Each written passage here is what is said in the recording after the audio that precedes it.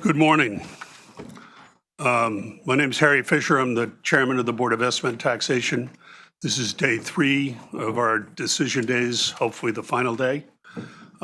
We have a hard stop today at 12, so we're really going to need to be efficient. We would appreciate if the audience would maintain silence while we're working. It's 8:03, calling this to order. Would everybody please stand and pledge of allegiance? I pledge allegiance to the flag of the United States of America and to the republic for which it stands, one nation, under God, indivisible, with liberty and justice for all.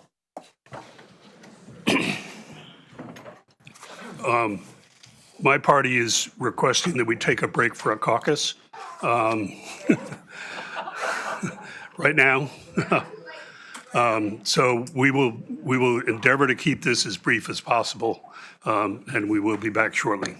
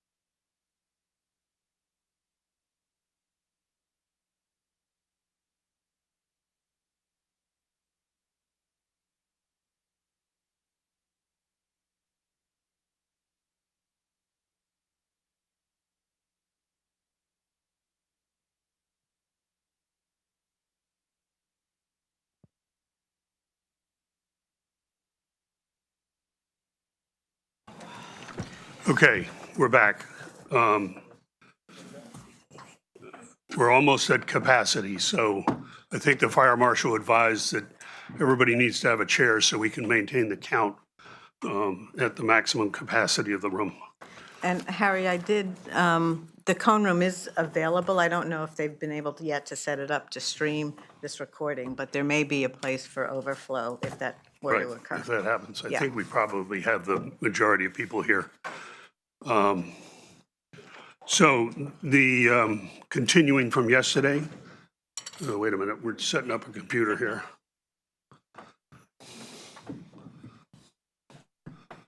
The motion on the table at the moment from yesterday is in regard to Greenwich Public Schools. A cut of $4,048,621. It's been moved and seconded. There was some discussion yesterday. I'll call for any more discussion. Mr. Weisbrod. Thank you, Harry.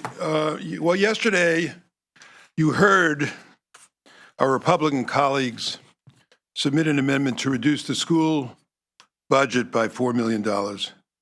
This is not a good idea, as you will hear shortly. But first, I wanted to let you know that I'm someone who has 3 children who all went to the public schools here in Greenwich. And now we have 2 grandchildren at Old Greenwich School, and they are thriving there. And these schools have served our children very, very well. And it's not due to happenstance. It didn't just happen that way.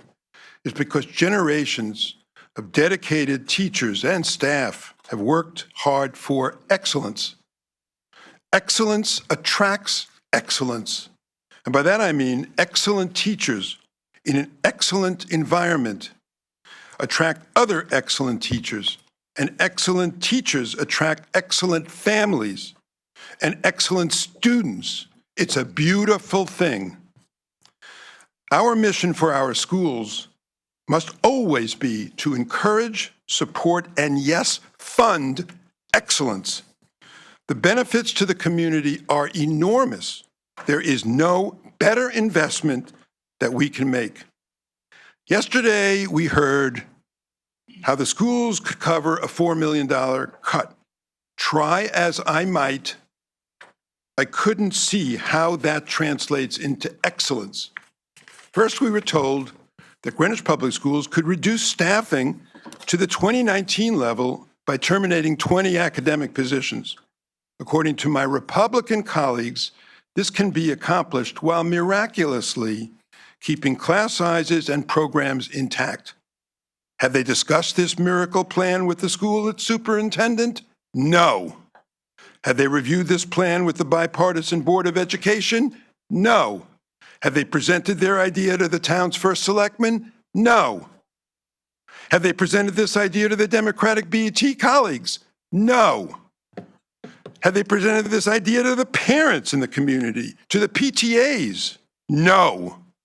But somehow, without any engagement with the community, they are convinced that their miracle will work to save us money with no negative consequences. What they've done here is simply not normal, and it makes no sense. Their analysis completely ignores the growth of special education, both pre-K and K through 12. That's gone up by 233 since 2019. Who believes that a wide-scale teacher termination plan would be pain-free and not result in more students per classroom? Special ed, as mentioned, is a growing component of the school's budget. And providing appropriate learning services to this population is mandated by state law. If a school district fails to meet the requirements, it is subject to litigation. And indeed, our district, like others in the state, has paid out millions in settlements over the years. Our school administration has taken strides to improve the quality of special education programs within the district. That means increasing staff to address the growing special ed student population. If the current successful special ed plan were not in place, the number of outplaced students could well start climbing from 32 today to as many as 92, costing as much as an incremental $10 million a year. That would be the impact. In this context, especially reducing staff by 20 teachers is ill-advised. Our elementary school teacher-student ratios are already unfavorable when compared to peer communities, and our 4th and 5th grade classroom sizes are already under particular pressure. But cutting 20 teachers gets our colleagues only halfway to their preordained $4 million target.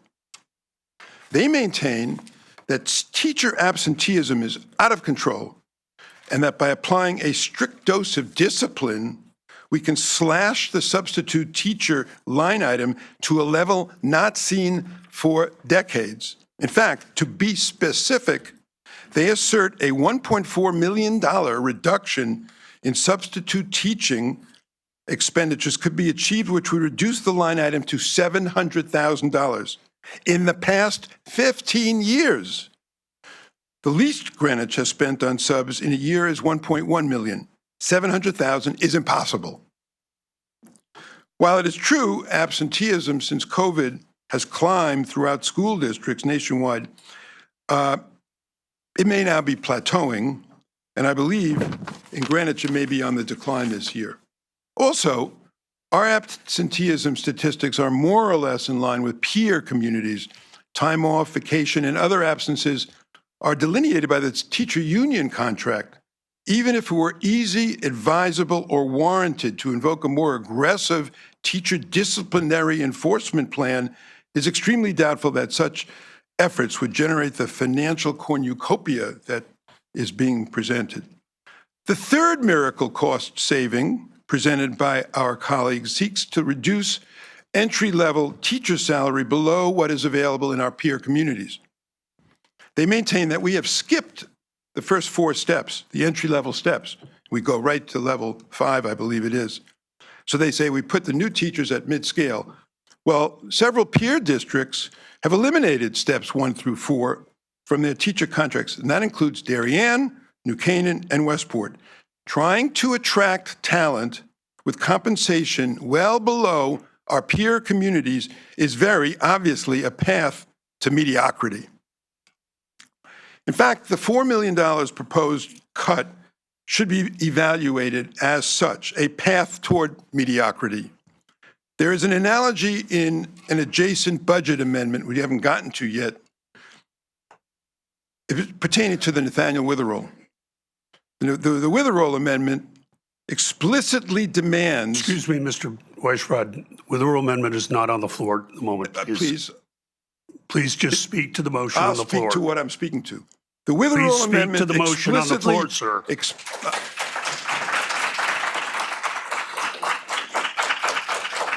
Please refrain. Please refrain. Please refrain. Yes, I agree with that. The Witherell Amendment explicitly demands the Witherell downgrade the quality of the facility to save money in the short term. You'll see it. It's explicit. My genuine fear is that we are seeing the same thinking taking place as it relates to our schools, whether intentional or otherwise. A demand for short-term savings without meaningful, thoughtful consideration of the consequences. We've seen this in the recent past when funds were withheld for rebuilding Central Middle School and Old Greenwich School, which thankfully got reversed after the community rebelled. Defunding our schools is dangerous, radical, and contrary to the values of this community. In short, the impact of a $4 million cut to our schools budget will hurt our students.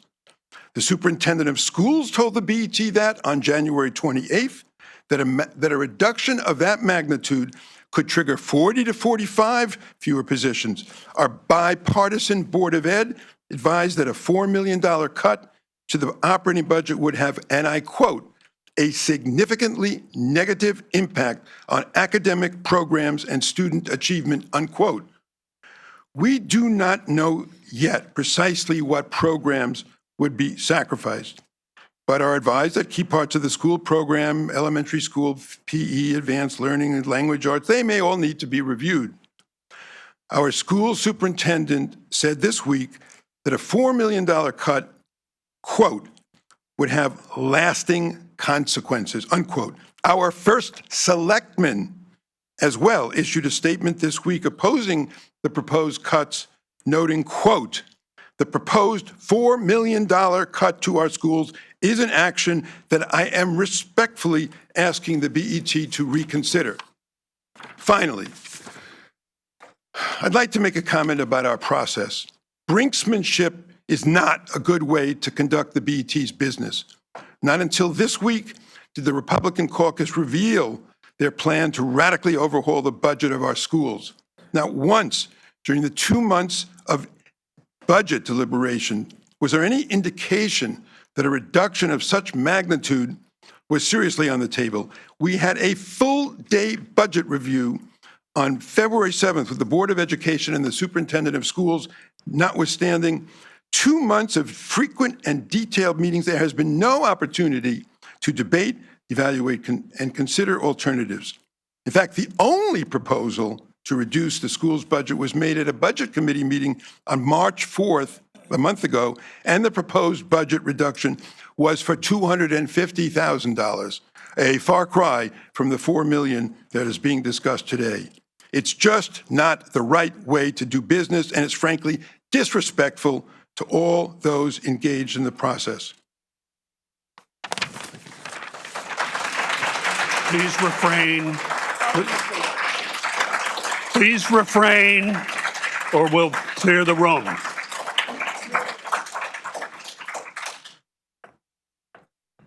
Ms. Moriarty. So it's hard to follow David, but the assertions made to substantiate the Republicans' reduction to the Board of Ed budget do not reflect do not acknowledge that there was a flawed process in developing guidelines, do not reflect the volumes of information presented by the Board of Ed, both in written form as well as in presentations, and their willingness to respond to questions. Let me first talk about the guidelines. If you remember, this year, I think, is the first year that I can remember that the Budget Committee did not approve guidelines. A document was delivered to us very late in the process, crafted by a single person. Then there was a resistance to make any changes, and without a Budget Committee vote, they were placed on a BET agenda. We shouldn't be surprised that there are errors and omissions in those numbers. During the Board of Ed budget hearings that we had in February, there were no questions or motions to indicate the severity of this cut. The only motion, as David just said, was a $250,000 reduction. It was clear at that meeting that several members were still not convinced of the request, but there was no follow-up action or questions to pursue specific bits of information. So this week, we get this arbitrary cut. And I say arbitrary because it's referring to a guideline number, which I believe was arbitrary to begin with. So let's talk about the numbers and the difference from the guidelines. The guidelines have a 3% increase over the current year budget. What the guidelines exclude is $1.7 million of the wage increases for employees. In each of the past 5 years, the 5102 line, the salary line for teachers, exceeds the increase in the line of 101, the salary line for the other employees, by an average of 1.43 percentage points. In our guidelines, they were held the same at 3%. Clearly, the 102 line was not calculated properly. Secondly, the change in the Title I grant to the town of $622,000 was only identified in October, and what that required was changing the way we support special education staff that had been charged the Title I grant had to move over to the general fund. That was an increase to the budget, which is not changeable. Thirdly, $800,000 approximately of professional development expenses in last year's budget had been funded out of the ARP ESSER funds from the federal government. The Board of Education was being fiscally responsible using all of those funds that were available to them, but they identified at the time that expense would need to come back into the general fund. You add just those three items, and it means that it would be a $3.1 million higher than the guidelines. So that leaves $1 million potentially in other changes that they want to do in their budget. those can be explained by a lot of areas. The enrollment projection is flat to the current number of children in the current system. But right now, kindergarten signups are, I believe, about 100 students over what that projection is. Our special education students are about 17% of the population now, which is much higher than it was 5 years ago, which keeps being a reference, and they require more support. And that support is mandated and required. So when you put the schools into a difficult budget situation, what suffers potentially is the general education services, and we need to support that and make sure that that doesn't change. We know in their budget request that this special education will require an additional pre-K classroom. That's $190,000. There are cost avoidance programs in there for $345,000 that would help offset sending children outside the district, which costs much more money. There's a program for improved academics for $200,000. There's transportation increases. That budget is at risk at any time. So the other thing that's interesting to note, last year, this BET also did something without researching with departments. It moved the payroll and purchasing personnel from the Board of Ed into the town departments without talking to the Board of Ed management, without talking to town management. That was a failed effort. Both the town and the Board of Ed says it's not workable, and they are reversing it in the current budget. Actually, those 3 TOO, those individuals are not even reflected in the budgets we've gotten because everybody just lost them in the switch. And that does have a budgetary impact of $168,000 on the Board of Ed budgets. All of these points have been made by the GPS administration and the Board of Ed members in their presentations and written materials. This cut will have a serious impact on the delivery of education in the district, and this evidence has been shared over and over. Now, despite all of the above, our caucus, and I'm talking now to my colleagues, is willing to compromise in order to avoid the dire consequences. We ask you to reduce the school's operating budget change to only $1 million reduction instead of their proposed $4 million. We hope you consider this due to the over 1,000 emails we've received in the past 72 hours, the efforts of all of you to attend yesterday's meeting and today's meeting, and the comments of the first selectman who does not support a cut of this magnitude. Thank you. Okay.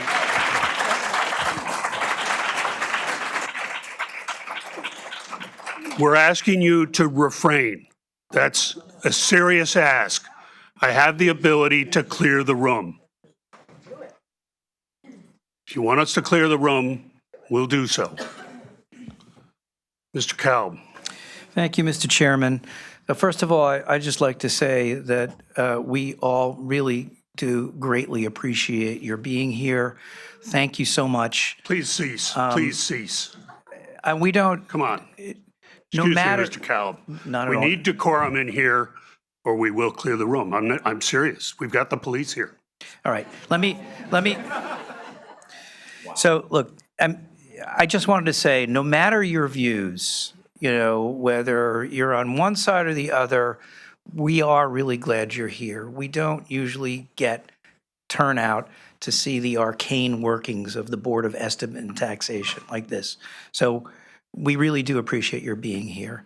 At the same time, I think it's really important that everybody show respect for all members of the BET, no matter their view. Everybody's working hard. We have disagreements, but we should never question people's hard efforts here, and they're doing it as volunteers. And it really would help us. I know this is a very emotional topic, but it would really help us if you guys can sort of hold your comments. We will have breaks, you know, during this morning session, and you will have a chance to come up and talk to people. So let me continue with that. I just want to make some of my own observations here about the proposed cut by my colleagues to the public school budget. First of all, it is true that enrollment has declined over the last 5 years, especially since the pre-COVID peak of 2019. But it's also true that enrollment is barely down over a 10-year period if you go back to 2015. So the first thing I would say is there are cycles to these things, and we also had the interruption of COVID. So we have to be very careful about extrapolating long-term trends regarding enrollment from short-term data. At the same time, I would point out that our staffing has been held flat during this 10-year period. It's also true, my colleague mentioned, that enrollment has been stable since 2022. It's not falling off a cliff. We had an up, we had a down, and now we've been flat. It's false to assume that enrollment at our schools is declining and that it isn't coming back. We don't know how the cycle will play out. We're still trying to figure out all the data. Regarding teachers, it's worth noting that general education teacher headcount has already been reduced by 9% over the last 3 years. We have 30 fewer teachers in grades K through 12 in general education today than we had in 2022. The number of of general education K-5 classrooms has been reduced from 2010 to 192 since 2017. So where have those classes gone? What happens is we've seen a big increase in our special needs student populations. Those 18 K through 5 classrooms have actually been converted to special education students. And these programs, you have to remember, they're mandated by the state. We can't reduce headcount there. We're required to have those programs, and the staffing ratios are higher, and the teacher salaries, administration are much more expensive. That accounts for a lot of the increases that are being put through. We have no choice. Our spending per student is slightly higher than peers, but that's because our population of high-need students is larger than our peer towns. And as I mentioned, it costs more. Our teacher salaries are higher in Greenwich, not that much, but slightly higher. But this is Greenwich. We are the most affluent community in the state, and we need to attract and retain the best teachers from surrounding communities because our teachers can't afford to live here. They have to commute. Regarding performance, according to the Education Recovery Scorecard of the state, Greenwich is one of the few Connecticut school districts that's performing above pre-COVID 2019 levels in math, reading, and science. We have outperformed our peers and Connecticut as a whole, and we have won awards for educational excellence statewide and nationwide. Our rankings remain high in our public schools. It is simply false to assert that our schools are failing. Let me be clear. I think our public schools are great, and we should be proud of them and not trying to undermine them. My colleagues claim that we can save money by reducing absenteeism. It's already been mentioned that we're an outlier, but I just have to mention this is a statewide, in fact, it's a nationwide problem since COVID, and our level of substitutes, high as it is, sadly, is in line with other towns. There's just no way to extract savings. The same is true for administrative costs. The total dollars spent by our general public schools on administration has actually declined over the last 10 years. In short, I believe the cuts that we are making to our public school budget are not justified and not based on real facts. It's my belief that this is not about money. We on the BET have already identified roughly $3 million of additional revenue that could be used to offset these proposed cuts to our school budget. In my understanding, when you want to enter a budget process, if you have a shortfall, you go to your colleagues and you say, you know what, I think we're short $4 million, $6 million.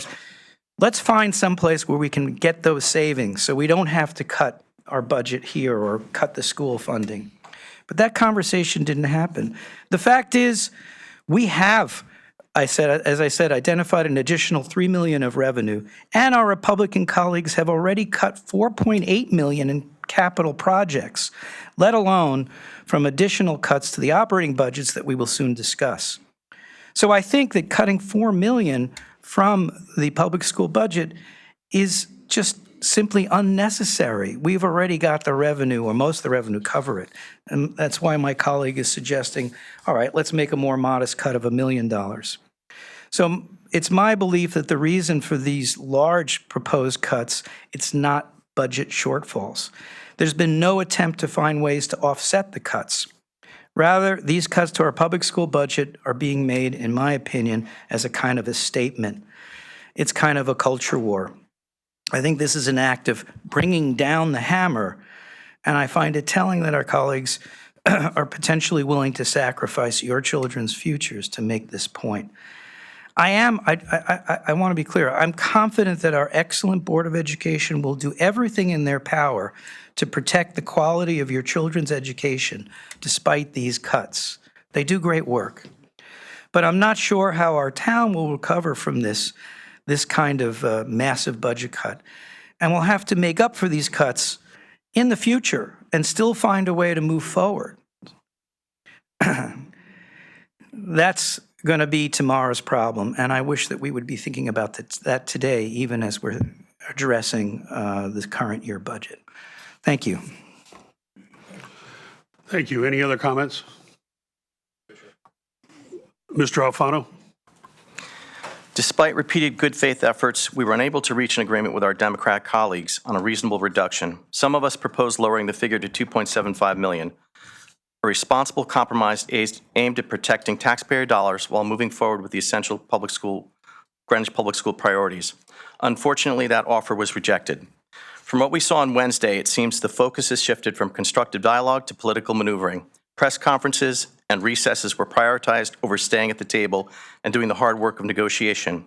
For those of us who believe taxpayers deserve transparency and accountability and results, not theatrics, this is especially disappointing.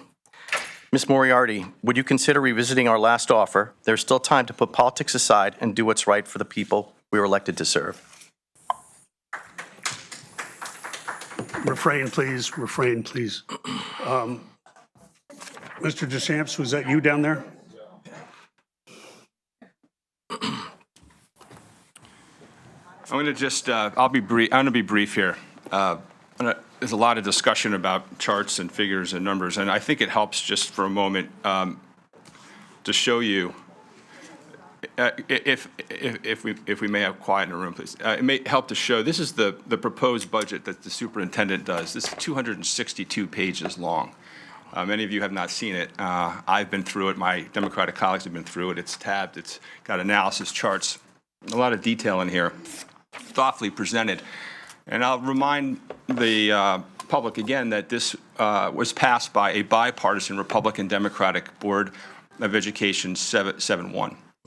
7-1. That's a pretty overwhelmingly supportive endorsement for this budget. I'd also like to remind the public that after analysis that we did, the Democrats did, I went to several of these presentations myself. I went through the numbers. The Greenwich Public Schools agreed to voluntarily reduce their budget by $500,000 in December. So this budget's already been reduced by $500,000. That gets forgotten. No one's talking about that now. But that's a significant cut, right? If we're talking about the cuts we're looking at now, $500,000 is significant. I want to compare that to the analysis that we were presented in written form by our Republican colleagues to cut the budget. This is the document.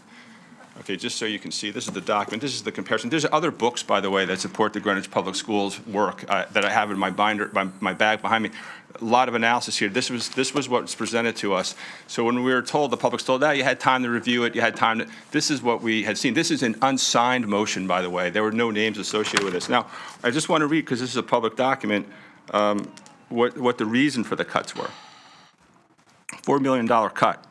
Allow the Greenwich Public Schools to increase budget year over year by 3%, verse 5, a $4,048,621 reduction still represents a 3% year-on-year Board of Education budget increase. The Greenwich Public Schools has been able to meet overages in prior years due to high absentee rates, use of personal days, adjacent to holidays and vacations, and cabinet compensation increases and stipends. All of those reasons are inaccurate. There's no basis for them in the math. I'm a CPA, I'm an accountant. I went through this, and I don't get those numbers that come anywhere close to supporting a $4 million cut. If they did, we'd be talking about it. And if they did, they'd show us the work. In finance and in math, you guys all know, you've all taken those classes, the teacher always says, show the work. You don't just write the answer, right? You don't just say, well, the answer is $4 million. That'd be great. It'd say, show the work. If you don't show the work, you don't get credit for the answer. My Republican colleagues have not shown us the work. I have not seen a single written document, a single spreadsheet, a single graph that supports the cuts that they're talking about. We did hear some oral presentations yesterday for the first time that was not what was submitted to us, and it's not been provided in writing. Now, I'll say the only thing I have seen in writing is an RTC newsletter that put some of it in writing. I give the RTC credit for at least trying to do that. Again, I don't see the supportive documentation for that. I'd like to see it. We're willing to work and negotiate to figure out a number that works, but you have to show us the analysis. It is fundamentally unfair to the public, to our teachers, to our students, to our residents, in or out of the Greenwich Public School System to support a process that just shows a $4 million cut without any analysis behind the number. So are we willing to have a discussion about reducing the number? Perhaps, but again, let's talk about what that number is. So I would ask if we would go to recess, perhaps. I'll leave it to our caucus chair, or if there's other comments. But with that, I end my comments. Mr. Olchek, please, you've been asked to refrain by both sides. Please refrain. Mr. Olchek. Thank you. I'm going to be even briefer. I was fortunate enough during my educational career to have a few really great professors who were able to simplify things down to the core, and I'm going to try to do some of that now, to really get to the heart of the matter and to talk about why is this happening. Well, you know, why are we in this position? So first off, I want to address doublespeak.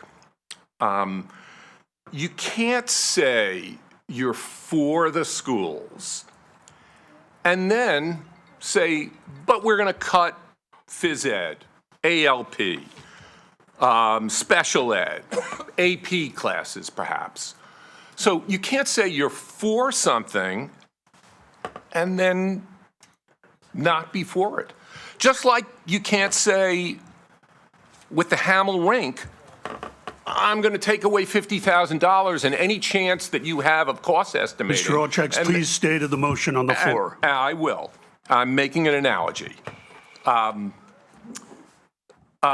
You can't say you're for something and then do things that are incongruent with that. That's doublespeak. Are you saying that the only way you support the rink or the schools is that if somebody makes a contribution? Is that what we're saying? Is that we're only willing to support the schools up to a certain point? So I'm all for saving money. But why are we here? Because bad decisions have been made in the last many years, last decade. And trust me, I'll be shocked if the Democrat caucus is not blamed for the overspending, even though that the Republicans have been in control of the BET for 98 of the last 100 years, right? So why are we in this position? Because massively, massively more expensive Central Middle School, massively more expensive Cohen Center, more expensive Old Greenwich School, right? Check around. Anybody that's lived in town, particularly in Old Greenwich, knows that the Cohen Center should have been done 15, 20 years ago, and it could have been done at a cost of less than 10 million. It cost 25 million. Mr. Olchek, Granted, please stick to the motion. I'm getting exactly at the reason why we're in the situation we are, because we overspent on significant projects. And by the way, whether you are a Republican, an independent, or a Democrat, you're paying those higher taxes, like it or not. So this is where we are. This is why there's so much pressure to cut the budget, and it's just getting worse. This is just the beginning. Next year's going to be worse. The year after is going to be even worse than that. So, have we even thought about the cost of a new pool at the high school? We can't even contemplate that because of the mess we've already gotten ourselves in. I want to leave it at that and say, just look at people's language. Like, you can't say you're for something and then be against it. Mr. Chair. Mr. Selps. I'm going to actually honor the pledge to be brief. I look at the comments that have been raised by my Republican colleagues, and what I hear more than anything else is an unending series of unhappiness with the Board of Education and with the administration of the Greenwich schools. And you can't look at these proposed cuts in anything other than an attempt to slap them down. It is punitive by intent. But the consequences are not going to be felt. It'll certainly be felt on the teachers who are eliminated, but the consequences will be visited upon the students in this community. Like everybody else who's up here, I got over 1,000 emails. There were 2 of them in favor of the cuts being proposed. The rest were against. I've said yesterday, and I say it again, I view our job as to give effect to the wishes of this community.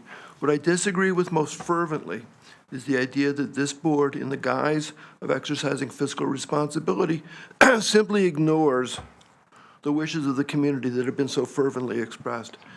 I'm all for saving money, and I voted for lots of cuts yesterday, and I'll probably vote for some more today.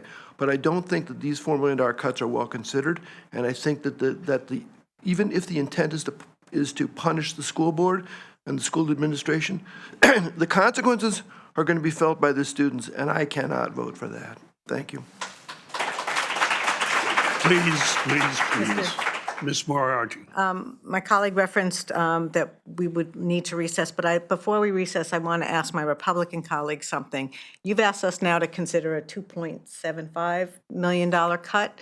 I'd like you to show me how you believe the Board of Ed can get there. I want to introduce, on Tuesday, when we did ask for recess, did not get it, but decided to spend the afternoon talking to the department heads and the Board of Ed to understand the impact of these cuts. There's some misinformation floating around this dais that says the Board of Ed has figured out already a way to get to a $2 million cut. Wait a minute. That's not been stated.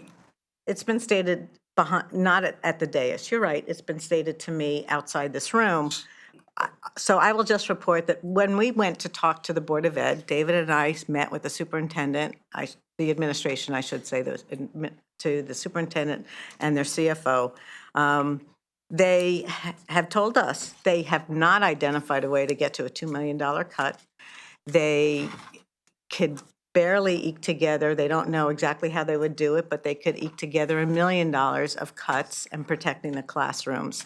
And therefore, I look at 275, and I don't know how they get there. So I asked my colleagues, consider the $1 million as we recess, and you caucus, to figure out the best way to support our kids and support our families. Thanks. Okay, there's been a lot of talk that we've never talked to anybody, and that's just not true. I had a conversation with the school administrator, Mr. Brannion, earlier this week. I also had a conversation with a member of the Board of Ed last weekend. And in both conversations, the guidance was that $2 million could be handled. So, Mr. Branyan stated that to me And directly, he Ms. texted me this Moriarty. morning that that's not true. I don't know. He's denying the conversation? He doesn't do that. We know Mr. Branyan. and Right, he we is know a- Mr. Branyan. I'm relating a true conversation. Would you like to be recognized? No, I'm not going to speak right now. All right, so let's recess. I think that's the best thing to Okay. do. Despite assurances that we would start at 8 o'clock, and just for the public's information, a lot of these discussions happen in caucus, and then, there are sidebar conversations about where we might agree. That didn't happen this time. Most of the caucus requirements and most of the adjournments have been on the Democrat side. I'm very worried that we're going to get our business done by noon today and that we're at risk of not passing a budget. So with that, we'll take hopefully a short break.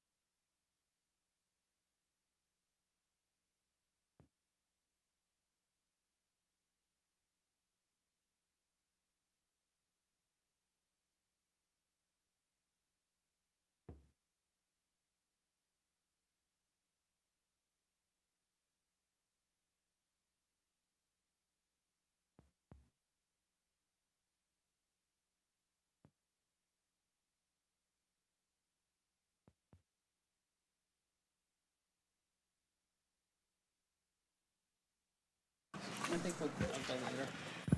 Okay, we're coming back in at 9:56. Sort of following on my comments, I think we've reached an impasse. I'd Ms. like to make a Moriarty? comment. So our caucus, the Democratic caucus, wants to do the best thing for the children. We want to make a fact-based decision on what is right for our schools.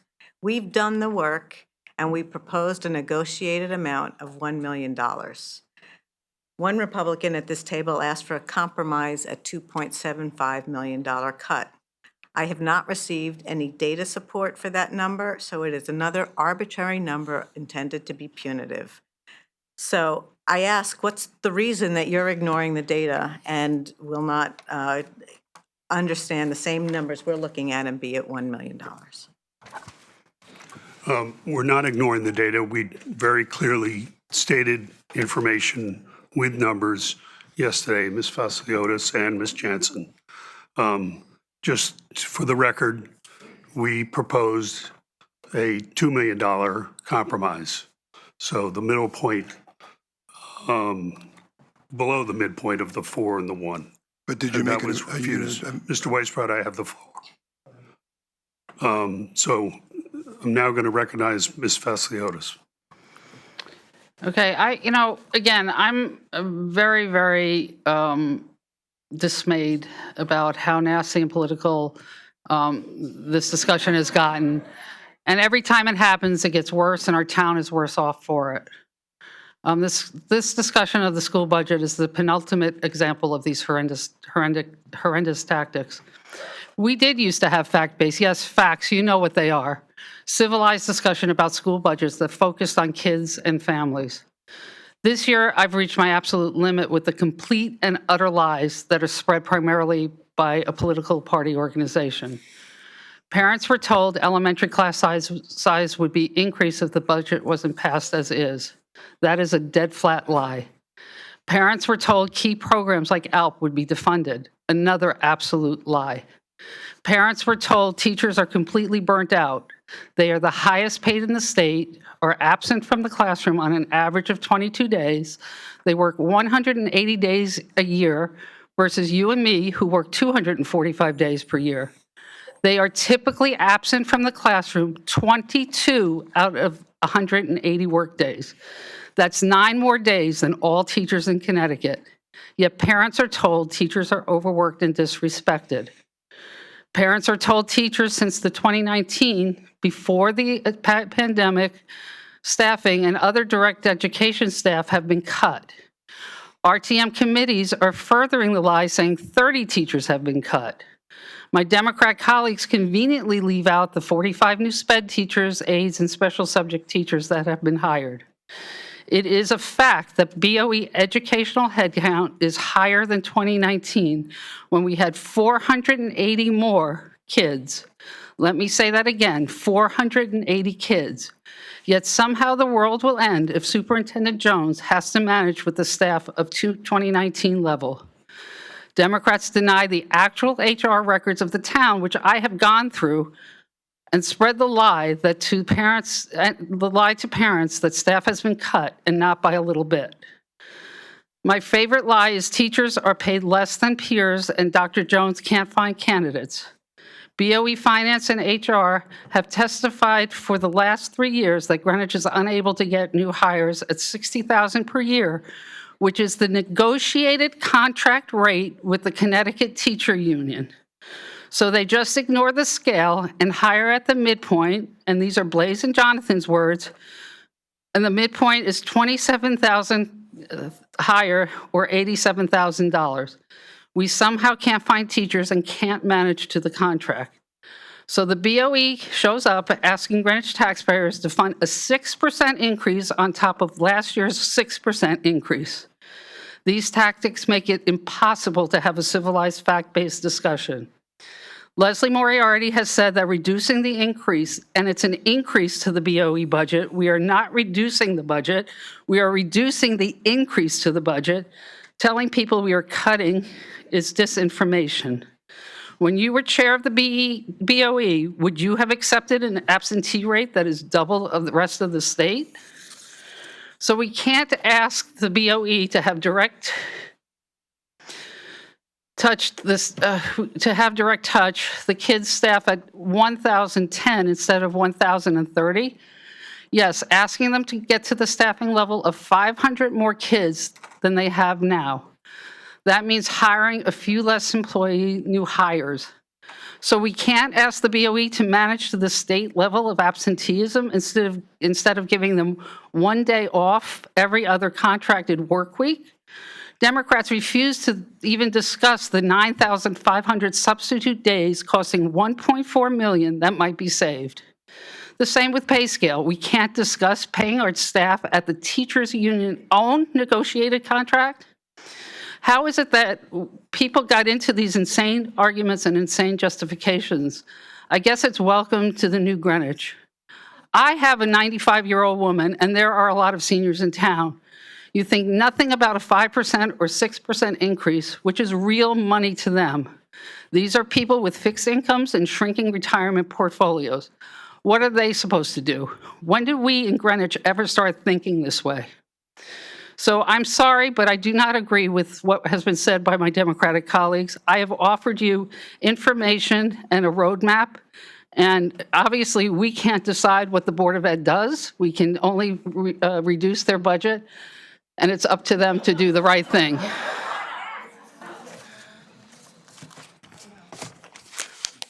Thank you. I'm going to ask any Democrat who's already spoken not to request being recognized, because we're down to 2 hours before Mr. Olczak has to depart. Republicans have been pretty patient here, but that was just a response to the Democrats. I don't think we need to keep going back and forth.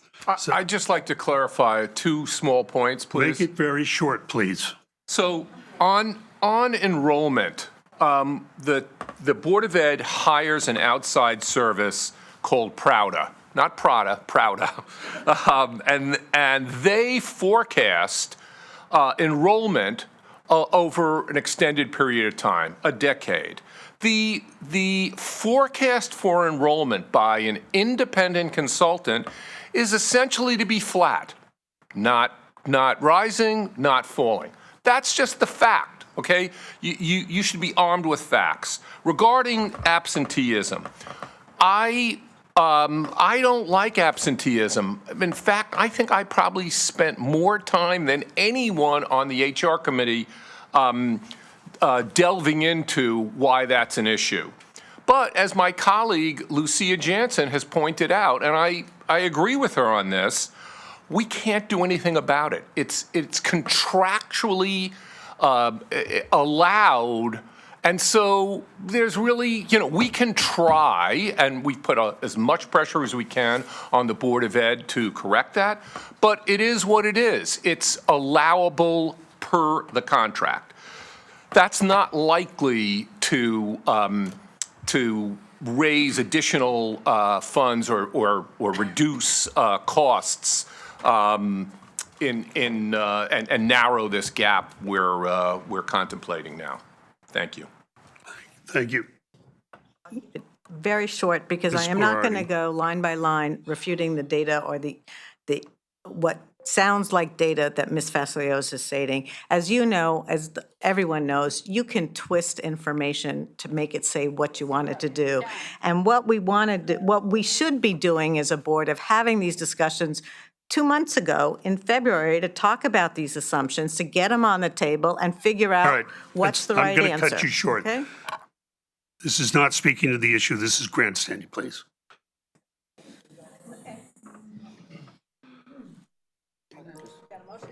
Ms. Tarkington, final. So I'd just like to make a comment about some of the comments Ms. Moriarty made at the beginning about budget guidelines. When budget guidelines were drawn up for the Board of Education, we did not know that they had already hired or moved into the general fund 5, Title I employees, and also an additional I believe it was 8.2 teachers. So, we need to consider that there was information that hadn't been shared. There's a total of 22 additional teachers being added to the budget this year, year over year. And those numbers were actually down from 24 as originally presented. And there were comments that the schools took out 500,000. They themselves made that change. So there was an issue. It took months to work out the numbers in terms of how many teachers, how many people does the BOE actually employ, how many do they pay, and by the way, as I commented yesterday, how many that they've never requested health insurance for. Thank you. Okay, I'm going to call for a vote on the motion to cut $4,048,621 from the the Greenwich Public Schools. Again, we can only make a line item cut. There are no specifics to this, as was alleged earlier.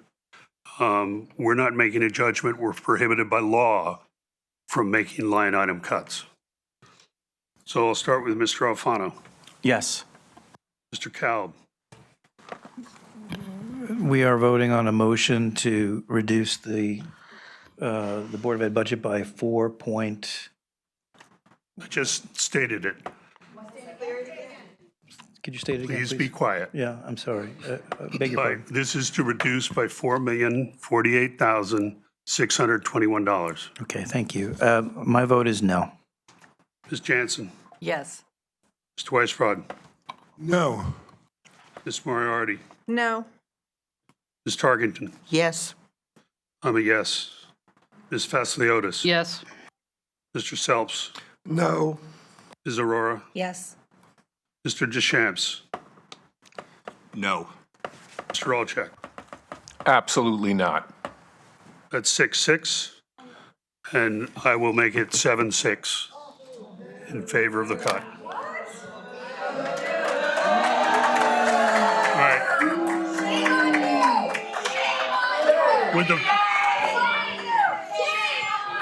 Would the fire marshal please clear the room? Clear the room, please.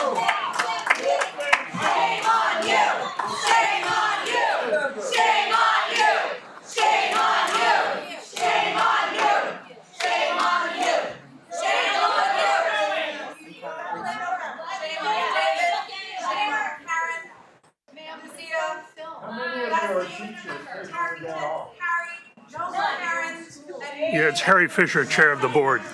Is there a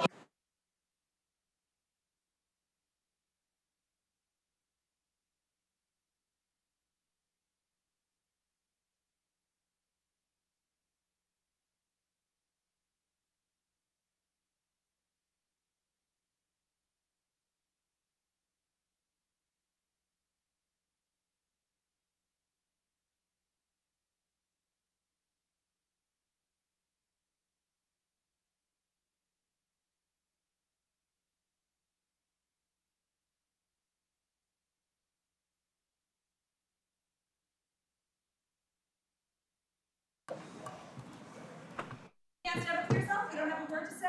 You want to stand up to your colleagues? I voted yes. Why? He spends hundreds of hours of the year volunteering to I do know he this does, work. but that doesn't do it. You come for 20 minutes and you think you should have He the doesn't do final it. say. What is Just don't. All right, this is enough. This is enough. Bunch of pansies.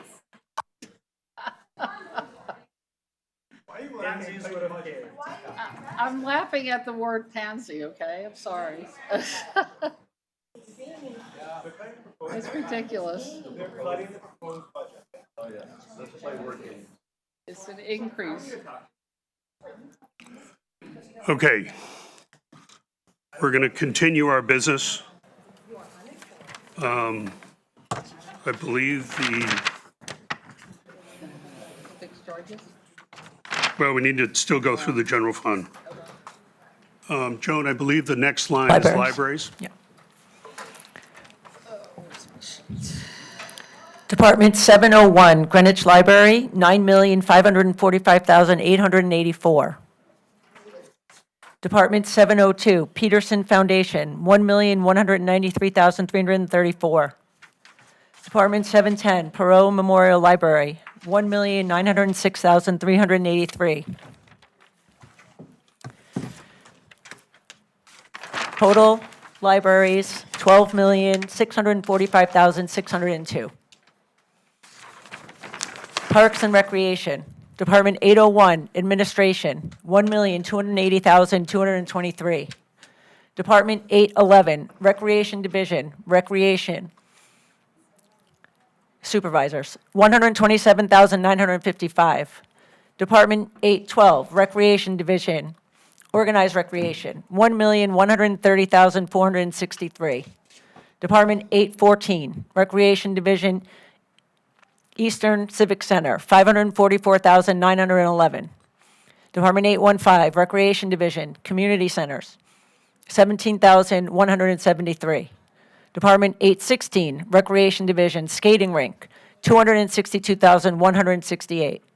Department 817, Recreation Division, Western Civic Center, $329,623.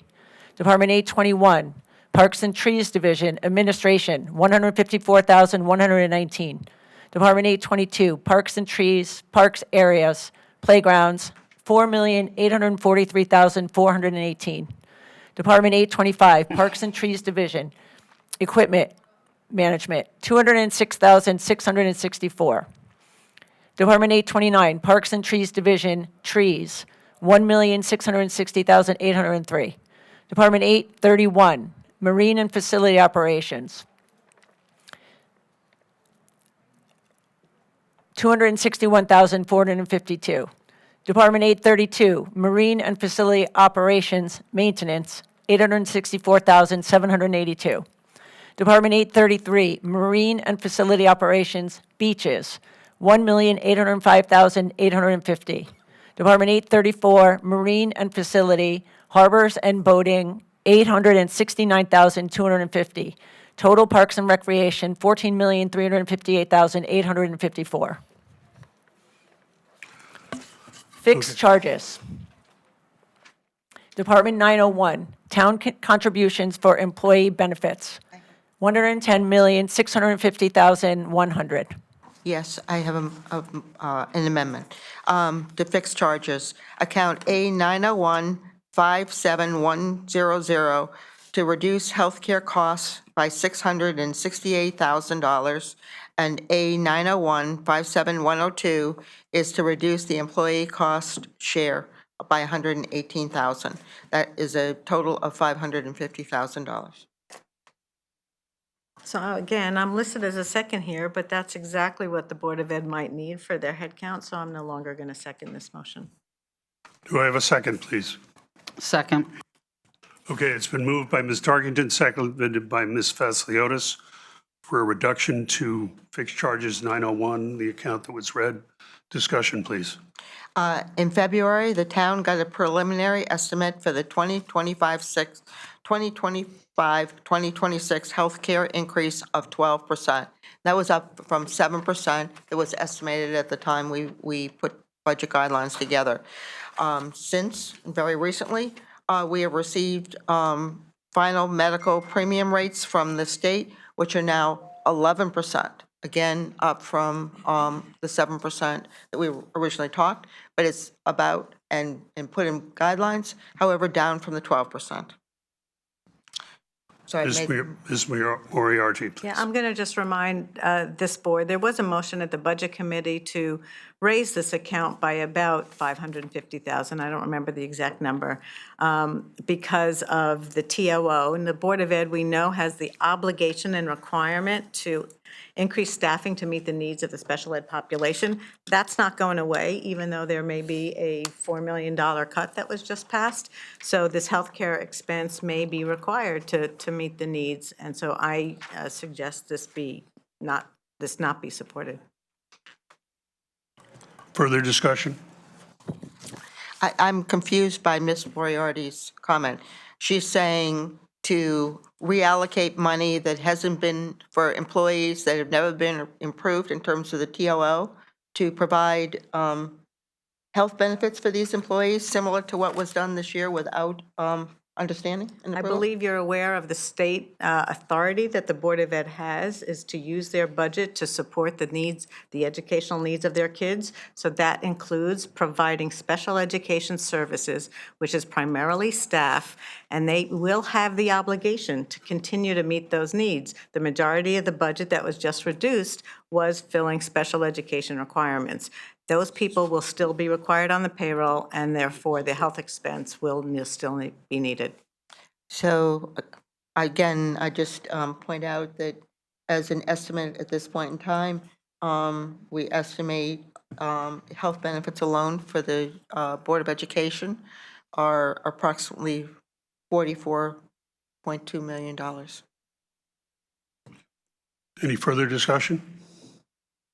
Okay, as I read this, just to make sure everybody's clear, this is because we got favorable news from the state on the health insurance premium, That's correct? correct, from 12% down to From a 11%. 12% increase to an 11% increase, so it saves money in the town. It also reduces the employee cost share for a $550,000 savings. So with that, I'll call the question. Mr. Alfano, Yes.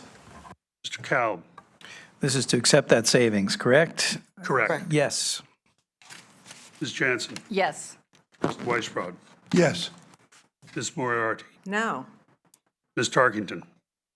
Yes. I'm a yes. Ms. Vasiliotis, Yes. Mr. Selps, No. Ms. Aurora, Yes. Mr. Deschamps, No. Mr. Olczak. I'm a no. It's an 8-4. Mr. Chair, before the vote is gavelled in, I would like to change my vote to a no. Mr. Weisbrod goes to a no. I'm sorry, I guess the same is for me. I had a misunderstanding, so please change my vote to a no. Mr. Kalb goes to a no. 1, 2, 3, 4, 5. That's a 6-6 tie. I make it a 7-6 in favor of savings for the town. Continuing on fixed charges, please. Department 902, unemployment comp and workers' compensation, $2,210,000. Department 908, payments for insurance coverage, $6,811,000. Department 911, sewer taxes for town-owned properties, $497,000. Department 950, repayment of debt, principal and interest, $39,133,000. Department 999, transfer to from other funds on. excluding capital projects, $6,595,000. Hold on a second, Hold on please. one second.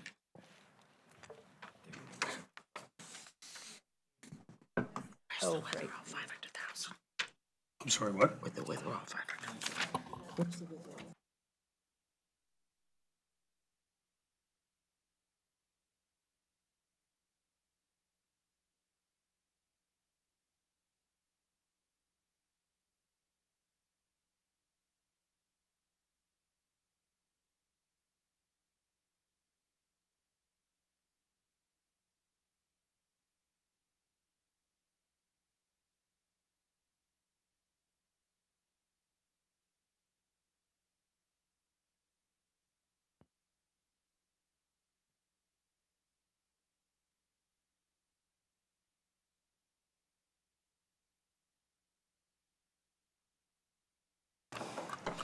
Ms. Tarkington, please. Yes. I'd like to make an amendment to 999 fixed charges, a transfer from two other accounts, account code 999-57128, contribution to Nathaniel Witherall of $500,000 for the fiscal '26 budget. There is a coordinating, we'll call it, item that also needs to be made, and I think I'll do it at this time for consistency. You agree with that, Leslie? I think it needs to be made at the same time, so it's, It's shown as a separate amendment. I don't know if, no, it's here as right here on the sheet, all one together. But there's also number 34 in our amendment packet that shows it separately. 34? So that was, one is handled in fixed charges, the other approach is in the funds. Page 34? You've got separates. Amendment 34, it's page This one really ought to come up. No. 40. No, that's a different amendment. Oh, that's a Right. different amendment. So, no. This needs to be made in two places. This is the point. Department Nathaniel Witherall Revenues, account code 450-49109, contribution from the general fund. Now we're making the adjustment within the revenue fund, Nathaniel Witherall, and that's a reduction of $500,000. Do I have a second? Is there a second? Second. Ms. Vasiliotis seconds Ms. Tarkington's motion for two $500,000 Before we- deductions.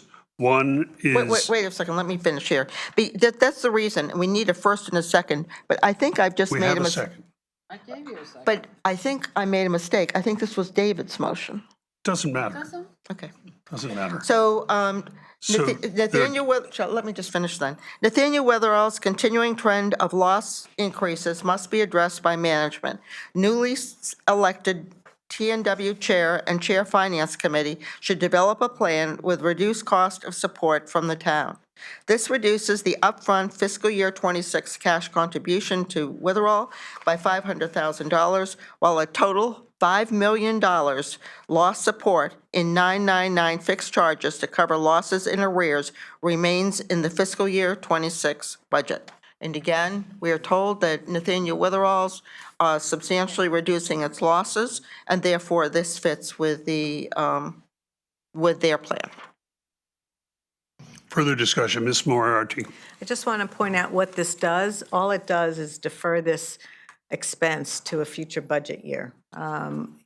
We all hope, the instructions or the discussion we've had with Nathaniel Witherall is to try to achieve a break even before capital and debt repayment. Well, we know they have capital expenses and we know they have debt repayments, which means they will be negative at the bottom line without any additional support from the town. So all this does by removing the $500,000 this year is lets you lower the mill rate this year, but you're going to have to pay this expense in the next year or the year after. So, may I respond? So hopefully, I'd like to point out that in last year's budget, our contributions to Nathaniel Witherall, including a $500,000 to the current year, was $2,300,000. What's now being budgeted in this budget is $5,500,000. So only reducing it by $500,000. Hopefully, with the future reduced losses, the number will come in closer to the number that we have in the current year budget. Anybody else? I would just comment that hope does not equal change. We've been hoping for years. Ms. Moriarty, you've publicly told us that you would tolerate a $3 million overage in this operation. Hope does not equal change. We have to change the business model of Nathaniel Witherall. So, Mr. Chairman, I'd like to be recognized on this. After I'm finished. The amounts that have been lost, costs to the taxpayer over the last 10 years could have built a school. That's a big number. Mr. Selps. So I serve as the Democratic liaison to Nathaniel Witherall, and nothing that I'm going to say suggests that I think we should be tolerant of losses, because we should not be. But the reality is different than what's being portrayed here, and the figures I'm about to cite came from the town's finance department. We all know that in the years gone by, there was a big loss that was at Nathaniel Witherall for failure to collect accounts receivable. It was a terrible mistake. It resulted in the change of management. In fiscal 2023, Brad Markowitz became the chairman of the Nathaniel Witherall, and he said, we've got to fix this. And his plan to fix this was to increase patient census, drive down expenses. In fiscal 23, from an operating perspective, the loss, when I say operating expenses, it's before debt service and capital and before fund contribution, was $3.4 million. That's a bad number. I'm not endorsing that number. In fiscal '24, which was the first year Mr. Markowitz's plan really started, that deficit reduced to $2.66 million. The budget for fiscal '25 was for a $1.1 million loss. Based on the projection that I got from the town's finance department, they now believe that the actual operating loss will be 1.6 for the year.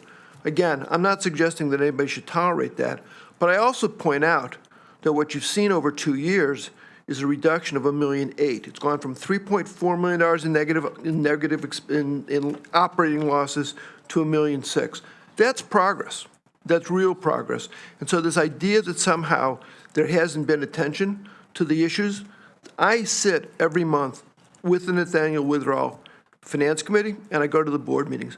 The board at Nathaniel Witherall is keenly aware of what's going on at the BET, and they're not rogues. They're not trying to increase the costs. What they're trying to do is develop a sensible plan to reduce the operating budgets and the operating losses. I think that they've made a credible start so far, and I think the aspersions that are being cast upon the management and the board here are they're unwarranted, and they're contrary to the actual experience. Again, I'm not suggesting that anybody be satisfied with these losses, but I think the idea of castigating them when they're actually working hard to achieve a reduction in losses is misguided. I'll have more to say when we talk about the proposed cut to the operating budget. Ms. Tarkington? Yes, I'd just like to make a point here. As a former member of the Nathaniel Witherall Board, I have always been very supportive of Witherall.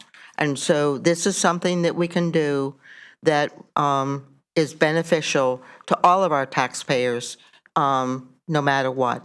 And I think that $5.5 million is a large number to add here. I'll also add that I continue to be a supporter of Friends of Nathaniel Witherall also.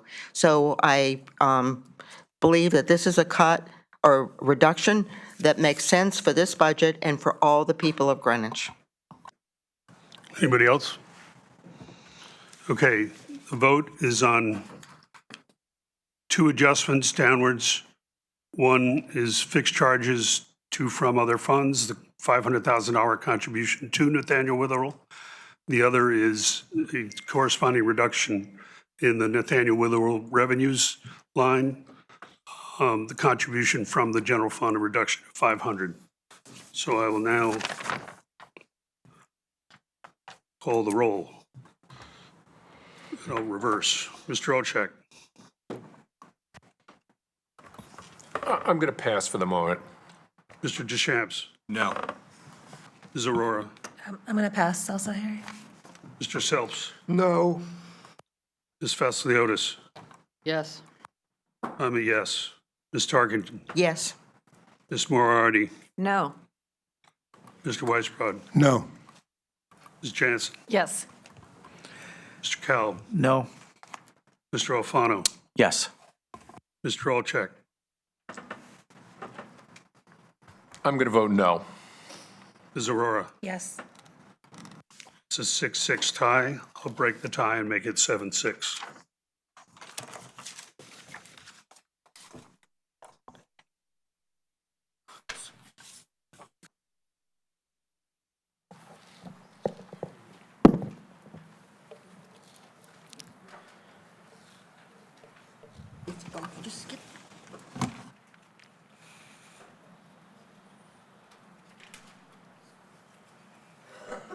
All right, I'm being asked by my Republican colleagues for another caucus. Try to make this quick. I'm running out of time.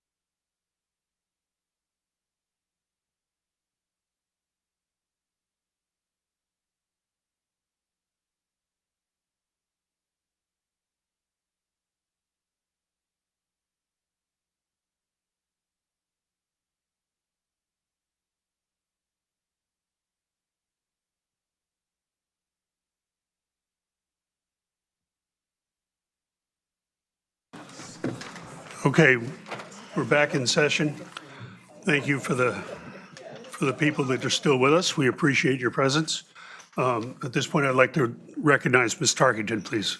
So I'd like to make a comment here that with these reductions that we just, or reductions to increases that we just made to both for the town side, to both the health budget and also to the Nathaniel Witherall contribution, we've now collectively approved reductions to the town budget of over $1 million.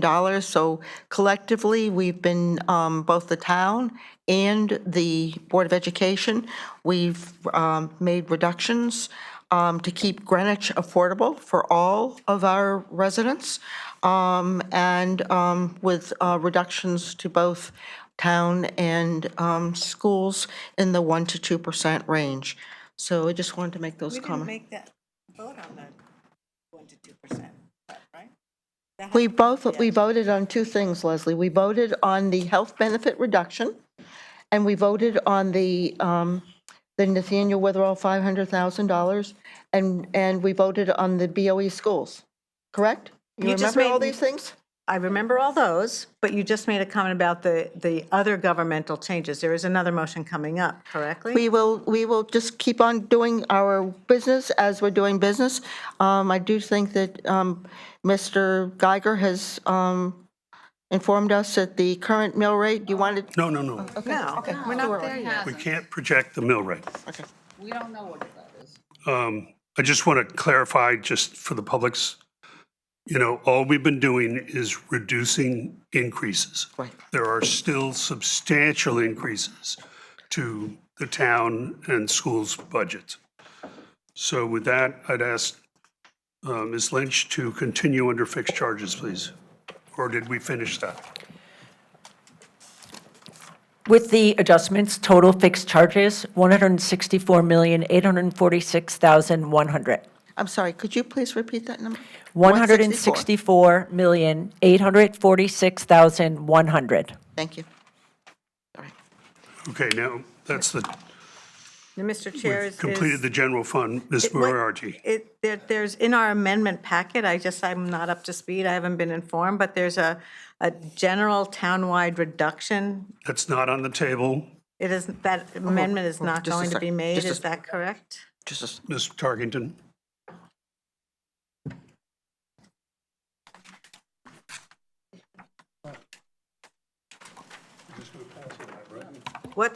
I'm sorry, can you confirm? We're going to continue. We've completed the general fund. So that is not going to be made. So then we have a full, which was an overall reduction to every It's not other on the town. table, Ms. Moriarty. Hey, Harry, a little civility. It- Just trying to get an understanding. I said, we're done with the general fund. But I don't understand, can you, just might clarify, Mr. Chair, I don't. We have no further motions on the general fund. Does that clarify? That does clarify, thank you. Can I ask Mr. Geiger, I want to confirm our number on the changes to the general fund operating budget. What's your number? 5,093,317. 5,093,000. 317. 317. Okay, we're now moved to the sewer maintenance fund, please. 317. Do you want the total general by fund with $4. adjustments? I think we just got that.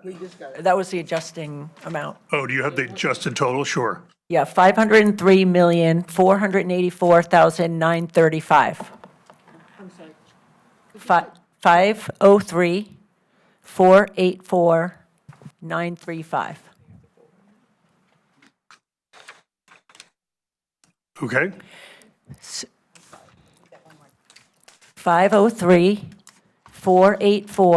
503,484,935.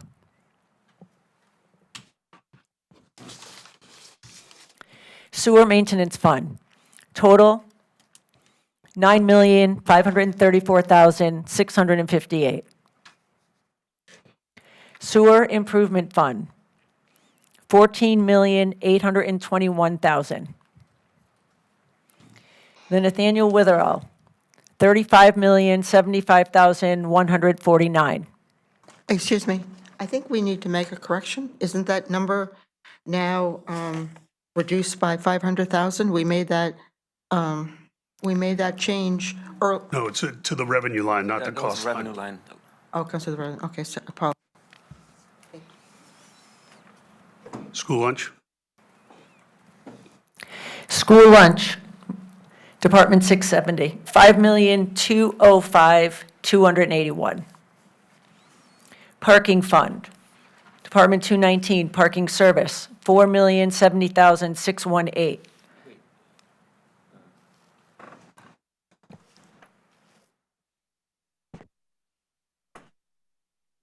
We had the reduction of $175,000 on our capital for the signs. So the new Correct. So the new number is $5,296,850. I'm sorry, Roland, would you please repeat that? $5,296,850. Thank you. Okay, so the total parking fund is 5,296,850. Parking fund state portion. Parking fund, state portion, $863,554 total. Griffith E. Harris Golf Course Revolving Fund, total $5,205,281. OPEB and retirement, Department 131, retirement, $2,242,641. OPEB, Department 132, OPEB, $8,581,000. Total OPEB and retirement, $10,823,641. Triple R departments, Department 187, Shellfish Commission, $39,100. Department 834, Harbor Management, $81,000. Total Triple R departments, $120,100. Okay, that completes all of the budgetary funds. No, I believe we need to go back and make that additional adjustment to revenues, which you just pointed out, Nathaniel Witherell revenues, in the We revenues. did that in the motion. Don't we have to do it on the sheet? I don't think we need to do anything on the sheet, do we? The sheet only has expenses, not revenues, and you already made the motion for already the made the revenue. motion. Okay, that's fine. I mean, Okay, so We have the, is that right? we got these guys, capital now. right? Yes. are there any other motions to be made in regard to budget? Otherwise, we'll move to resolutions. Well, we got the capital and non-recurring fund, and then the bonding authorization. Or whatever right, that so- is that they have here for Old Greenwich Middle School. So, I'm sorry, what number is that one? Page 42. We still have to work on So this. Scott, I think you wanted to make that motion? Mr. Chairman? Mr. Kalb, Thank you. I would like to move that we move $1 million from the capital non-recurring fund to the capital fund. Do I have a second? is there a second? Mr. Self seconds Mr. Kalb's motion to move 1 million from the capital non-recurring fund to the capital fund. Discussion. Yes, Mr. Chair, at our Investment Advisory Committee, the controller informed us that the total amount of money in the capital non-recurring fund was, at the last reporting, about $3.6 million. And Mr. Minarski or Mr. Geiger, please feel free to correct me if the numbers have changed. I think it was 3.6 million, and I believe, last checking with Mr. Geiger, is that it's up slightly from there by another 300,000. So it's currently at about 3.9 million, and maybe, I don't know, we don't know exactly where it will finish the year, but it should be a little north of 4 million. So the question is, what level of capital are we comfortable with in capital non-recurring? It's kind of an emergency fund for the town. But based on our discussion, I believe that Mr. Minarski and Mr. Geiger are relatively comfortable if we take 1 million out, and we still have roughly $3 million in that account. But please, Mr. Minarski, maybe you can give us your views on that, please. Okay. About 3 years ago, the capital non-recurring fund had reached a balance of about $12.4 million, which is high. It's basically used for emergency appropriations that are subsequently replenished with insurance proceeds. We started drawing down on that fund. In successive years, we transferred $8 million, $4 million, $2 million, and now there's $1 million on the table. And with this $1 million, we will drop down to 3, but go back up to 4. So we feel confident that $4 million is enough to fund any interim appropriations that may come up. Examples would be in prior years going as far back as Superstorm Sandy, flood issues at North Miami, Havemeyer, et cetera. So I am comfortable with the $1 million transfer. Thank you. And just to continue, it is, this transfer, so this is an extra $1 million that we can apply to our budget. I think in the capital fund, it's able to be used against debt balance. Is that correct? Debt funding? It would result in lower borrowings. Lower borrowing, so it means $1 million less of borrowing requirements. But my real intention here is that this, capital is fungible, that we should be thinking about this in terms of, in a way of helping us with our capital tax levy. In other words, we're moving money over. If we have to borrow less, then perhaps we can retain money in our capital tax levy. Thank you. Mr. Harkington. I just wanted to ask Mr. Minarski, would you just give us the balance that we currently have again? I didn't catch that, please. No, I didn't. I just didn't catch it. It's between 3.5 and 3.6. However, we have a number of closeouts that we haven't processed yet. Closeouts are the Z fund, which is the other capital projects fund, as opposed to the B fund, which is the bonded fund. We're around 300,000. Yeah. So at this point, the closeout, which would bring us to Mr. Cobb's number of about 4 million, plus or minus a few hundred, 10 or around $4 million. Anybody else? May I ask, when we've done this before, may I ask you? Yes. We've done this before, Pete, you had the actual balance of what it was when we made these decisions in the past? If we made decisions like this, a couple of them? I'm going to repeat what I just said. I don't have the balances for each year, but Oh, you don't? Okay. about I'm sorry. 4 years ago, it was at 12.4. We started to draw down. Year 1 was 8 million. Year Right. 2 was 4 million. Year 3 was 2 million. Year 4 is before you is 1 million. With all of those drawing downs of 8, 4, 2, and 1, we will be back up around $4 million. So basically, in my opinion, 12.4 million is too much to have in the fund, and $4 million is adequate. And you're saying we're moving towards 4 million Correct. by June 30th. fiscal year end? June 30th. So let me, we should reach around 4 million at June 30th. The $1 million will be next year.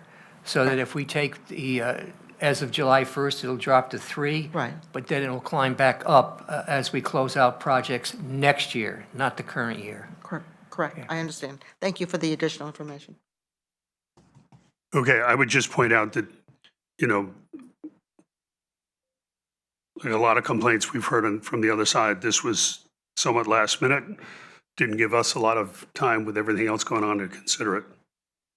I'll call the vote.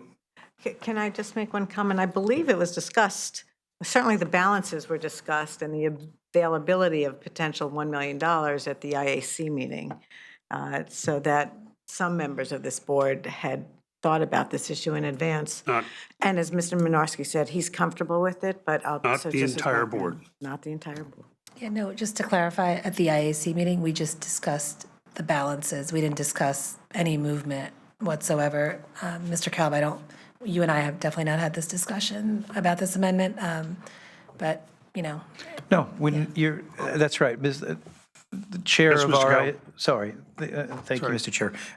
The chair of RIAC meeting did have, did bring this matter up, and we did have extensive discussions in our committee, and Ms. Narcy was there, and that's kind of when the topic was raised, but we didn't actually sit there and say, let's make the motion at the meeting. Okay, I'm going to call the vote. Mr. Alfano? No. Mr. Kalb? Yes. Ms. Jansen? No. Mr. Weisbrod? Yes. Ms. Moriarty? Yes. Ms. Tarkenton? Pass. I'm a no. Ms. Vasiliotis? No. Mr. Selps? Yes. Ms. Aurora? no. Mr. Deschamps? Yes. Mr. Olczak? I strongly support this, yes. All yes. All no. You should vote no. No. So, Ms. Tarkenton, your vote, please. No. Okay, that's 6-6 tie. I'm going to leave it as failing to pass. Are there any other motions? Yes. As we look at, we're now really on the budget schedules, and we've already looked through within capital, but as I think, I'm sure that this will be indicated as not having been talked about previously, but during the budget committee, we talked about the stress on our budget model. And so the motion in the packet is to change the existing bond resolution for Old Greenwich School and for Central Middle School projects. And there's available bond appropriations of $155,740,332 to change the terms of that bond resolution to say up to 20 years. Is there a second? I second that. The rationale here is, this simple move will reduce the pressure on debt service in the coming 5-7 years, where we definitely have stressed the model and stressed the town's ability to fund the debt service through just the capital tax levy. It is a simple motion. It is consistent with our existing debt policy. It does not change what our debt policy currently states. And so I ask you to support it. Further discussion? Mr. Olczak? Thank you. I would just say, there are two factors that affect our paying for capital projects. One is the capital tax levy, which attempts to allow us to collect monies in advance. And the other factor is the debt schedule, the amortization schedule for our debt. All we're trying to do here is allow for the possibility that we have a different number of years that we get to amortize our debt for. As I'm sure everyone knows, Connecticut uses a 20-year debt model. We stand out, but not only in the state, but nationwide as virtually the only municipality that issues such short debt to finance things like schools. But I'm not even proposing, we're not proposing a 20-year amortization schedule per se. We're just calling for allowing that if we like to, that we have the ability to. That's it. Thank you. Ms. Vasiliotis? Yeah, I mean, I look at it a different way. We have a $30 million issue basically between now and 2029 that we need to address how to tackle. If we keep the capital tax levy flat, we know we'll be raising $15 million towards the $30 million problem. So I would hope that between now and 2029, we can find $15 million in savings and spending. But even if, look, we've had so-called fiscal cliffs before. We've heard that, the sky is going to fall, but none have materialized for various reasons. Delays in project starts. We were, recipients of ARPA funds, windfalls, really, and other reasons. So, and you're right, this proposal is consistent with our current fund balance policy. If we want to change our terms of borrowing, it authorizes us to do so. But there are different ways we can address any fiscal cliff that's identified in the future. And I've outlined some of them, but it's clear as to what my colleagues on the other side want to do. They want to extend borrowings. But from what I've heard today in the last few days in these budget discussions from both the leaders of the Democratic caucus and Democrats on the other side, there's no willingness from our colleagues to reduce spending. In fact, every single budget amendment that was offered increased our spending. So I don't know what else there is to discuss. We're either going to compromise on spending levels in our budgets going forward or we're not. And it remains to be seen what's going to happen in the future. Can I ask a follow-up question, please? Let me make a statement first, please. This proposal simply increases substantially the interest costs of the town. There would be a much higher level of interest. I was a little confused when Mr. Olczak says he's not suggesting a 20-year amortization. Are you suggesting a single bullet at 20-year maturity? That seems to be the implication. The other thing I would say is, which I've said many, many times, this town will always have large capital projects. When I was on the BET in the 90s, and before, when I was on the RTM, and when my father was on the RTM, projects were funded by the taxpayer. It was not until the early 2000s that we even started to bond. And I think a 5-year bonding is a disciplined approach. So, Mr. Olczak, if you would ask your question and clarify, please. So let me clarify first off. Thank you, Mr. Fisher. So first off, debt in the municipal market generally gets issued in what they refer to as serial bonds. Mr. Minarski can attest to this. When we issue debt now, people often say we issue 5-year debt. That's incorrect. We issue debt out to 5 years. The difference is that we issue, and for a $40 million issuance, which was our last issuance, that was $8 million per year for each of the next 5 years. So that's the first clarification I'd like to make.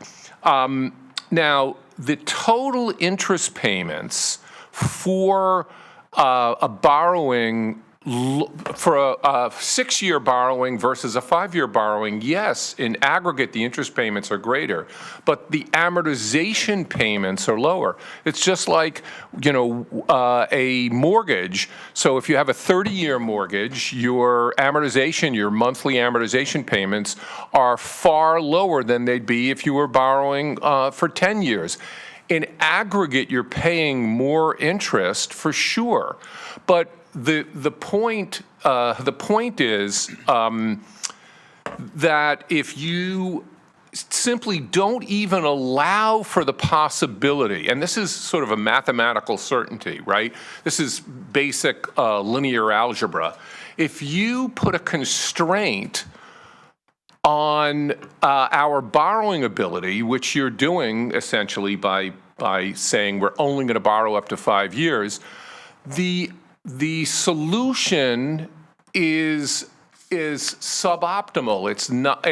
You're not going to get as potentially get as good a solution as if you were to borrow for a longer term period. I'm not even suggesting that we borrow for a longer term period. I'm just suggesting that we should have the flexibility to do that. Okay. The debt policy already includes flexibility. Ms. Tarkington. Yes, I want to thank Mr. Alczak for his lesson on, his very elementary lesson on debt service and mathematics. I continue to support modified pay-as-you-go. And I think that also a lesson to Mr. Alchek is that we borrow in tranches. And so our 8-year debt program, which is bond, actually is spread over many more years. So if you look at MISA and the multiple tranches that were issued, our debt is actually over a 17-year period of time. Okay, I'd like to call a vote on this. This is the bonding authorization motion by Ms. Moriarty, seconded by Mr. Alchek, to bond 155,740,332 over 20 years. That's not the motion. That's not the It motion. just What's says the motion then? up to 20 years, which means at the time of Okay, for issuance, up to 20 years, it's determined. as it appears in our booklet. Mr. Alfano, No. Al, Yes. Ms. Jansen, No.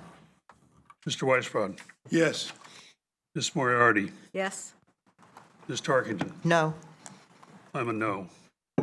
Ms. Vasiliotis. No. Mr. Selps, Yes. Ms. Aurora, No. Mr. Deschamps, Yes. Mr. Olchek. I'm obviously a yes. It's a 6-6 tie, so the motion fails. Are there any further motions in this regard, Ms. Vasiliotis? Yes, proposing to add the following chart, as you see in the package, for the positions and salary ranges for management and confidential employees. There is a mistake. It was a 2.75 increase, so the numbers, I can give you all the numbers that are adjusted by the .005 if you'd like me to go through them, but they will be, corrected, No, I don't obviously. think we need to do that. Okay. Is there a second? Second. Seconded Second. by Leslie Tarkington, moved by Karen Vasiliotis for a 2.75 increase for the management and confidential employees, which increases the ranges only on the attached chart. Discussion? So I have an issue with this. I don't recall this board ever approving a motion like this.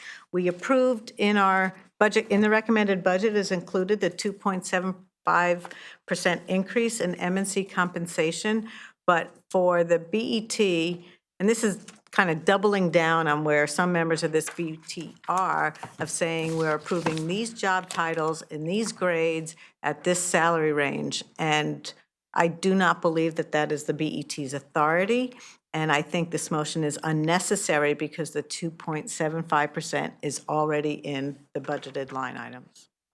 I believe what I stated is that it had an impact according to the chart on the ranges. Ms. Vasiliotis? Again, this is just adding the 2.75 to the range that we have in our budget book last year. And yes, we do approve this when we approve the budget. This is part of the budget package that goes to the RTM. So I honestly, the fact that we've never taken a formal vote on it, we do take a vote on it, whether you like it or not. It's part of the budget package. It's part of what we approved to the final. It's not advisory. It's not whatever. This is what's adopted by the town. There are other charts. Hold on, Mr. Selfs wanted to be recognized. No, I actually think this is an incursion on the rights of the first selectman. I think that the first selectman and the human rights and the HR department has the authority to change these ranges so long as they stay within the aggregate limits. I think this is, again, an overstep by this board, no matter how well-intended, and so I can't support this. Ms. Moriarty? No, I just wanted to mention there are other charts in this budget package that goes out that the BET doesn't vote on, that doesn't, we don't look at them, we haven't opined on them. We have already included the 2.75% increase in the ranges. That action's already been taken. This is a redundant motion, but it doesn't, it goes farther than the motion we've taken, which makes it unnecessary and actually, I think, expansive as presented. Mr. Kalb? Thank you, Mr. Chairman. I would just like to point out that the HR committee, we did discuss ranges. We did have a vote. I think we did not agree on making changes to the existing ranges. Our decision was, at the time, was let's just keep everything the way that these ranges have kind of been in place for a very long time. So we just sort of said, let's keep them the way they are until that famous study, whenever it gets done, is implemented, and then we can get advice, and then we can vote on it at that time. But as I recall, our motion was just keep it the way it is for now. So I don't see why, if at the HR committee, when we did our work, there was a decision at that time to freeze it, why we should be voting on this here. Ms. Vasiliotis. This actually does keep the charts the way they are, just, we do this every year, whether we realize it or not. Whenever the salaries of the MC employees go up, the chart is automatically increased by the percentage. So for example, last year, whatever the increase was, I believe it was 2% for MCs, that chart went up automatically 2%. So, again, this is not changing anything. It's what the practice is. It's just updating the book to be consistent with what the salary ranges actually are. But if it's done. Mr. Weisbrod.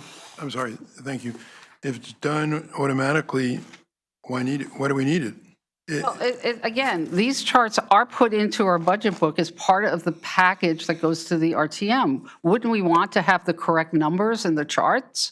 But why do we need to vote on it? I really don't understand what this conversation is, because all we're doing is updating the charts to reflect, going into our next budget, what those numbers are. Right, but I don't know that our role is to vote on the ranges. We don't have any jurisdiction over the ranges. We absolutely do. Well, I disagree. Well, I mean, we've never done this before. no.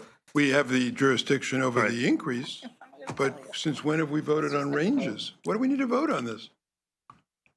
Take the vote. If we don't vote on this, the MNC employees don't get an increase in salary. That is not true. They've already voted the increase. It is in there, in the budget, and has our approval. That was voted at the Budget Committee. Is that correct, All it is Mr. doing- Geiger? The 2.75 for M&C is in the budget. Mr. Geiger's confirming that the 2.75 is approved and in the budget. And the HR committee also. Would you please repeat that, Mr. Geiger? I couldn't hear that. I'm sorry. No, I just said. Can you the repeat your 2.7 comment? The 2.75 is in the budget, and it was also approved by the HR committee. So, Mr. Geiger, will the MNC employees get their raises? Yes. Thank you. I'm sorry, can I ask a question? Ms. Aurora, please. I'm having a difficult time understanding what is the concern. So despite the fact that the raise is already built into the budget, is the discussion that we don't want these ranges to be transparent to the public? Or what are we actually, why are we not comfortable with approving a range of salaries that we all agree to, even if they've been approved by the HR, even if it's never been done before? If Ms. Vasiliotis has made the motion, I'm just not understanding what is the debate. Why are we disputing it? What is the concern, I guess, is why would you like to not see this published? Ms. Moriarty? The concern is not that it's published. The administration, the management of the town is going to take care of this. It is their responsibility. Our responsibility is the amount of the increase. We've taken that responsibility on. That's already been voted on. It's in the recommended budget. But having this BET vote on an apparent list of titles in grades with certain grade levels, to me, then implies that management can't make changes to that or adjustments without running afoul of what BET expectations are. And that is not that's not where the BET should be. And I don't believe that's where we are currently. And just to be Mr. Weisbrod? very clear, there's no issue about these ranges being public. That's not the point. The point is they should be public. Agreed. The point is, as Ms. Moriarty said.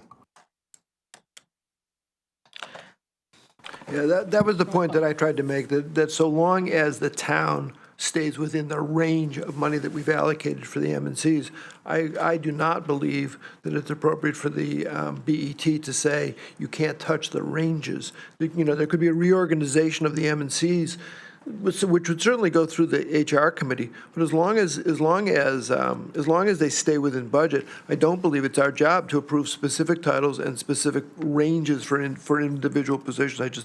I think that's an incursion on the authority of the first selectman in the HR department. Ms. Tarkenton?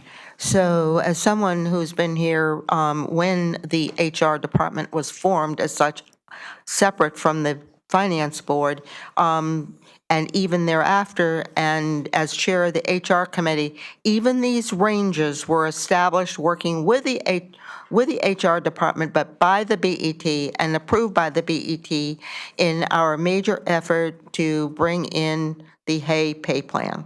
And so that kind of thing has been approved annually by the HR committee. There are changes in here that weren't specifically approved. Those changes in grades and so forth have always been approved. It's very unusual to have interim changes such as we're being presented with today. I will also add that changing these things also impacts our healthcare benefits and fixed charges. And what that is now into a different area that's creating a problem for our budgeting. We have no, address over this, and I'm very concerned, I think. So I disagree with my colleagues who say this has not been approved in the past. We've all worked together to approve these things, and we do have that authority. Anybody else? Okay, I'll take a vote. I'll avoid commenting in the interest of time. Mr. Alfano? Yes. Mr. Powell? No. Ms. Jansen? Yes. Mr. Weisbrod? No. Ms. Moriarty? No. Ms. Tarkenton? Yes. I'm a yes. Ms. Vasiliotis? Yes. Mr. Selves? I'm a no. Ms. Aurora? Yes. Mr. Deschamps? No. Mr. Alcheck? No. It's a 6-6, which I'll make a 7-6. Are there further motions to be made? Yes. Ms. Vasiliotis? Move the resolutions and the additional resolutions that appear on page 50 through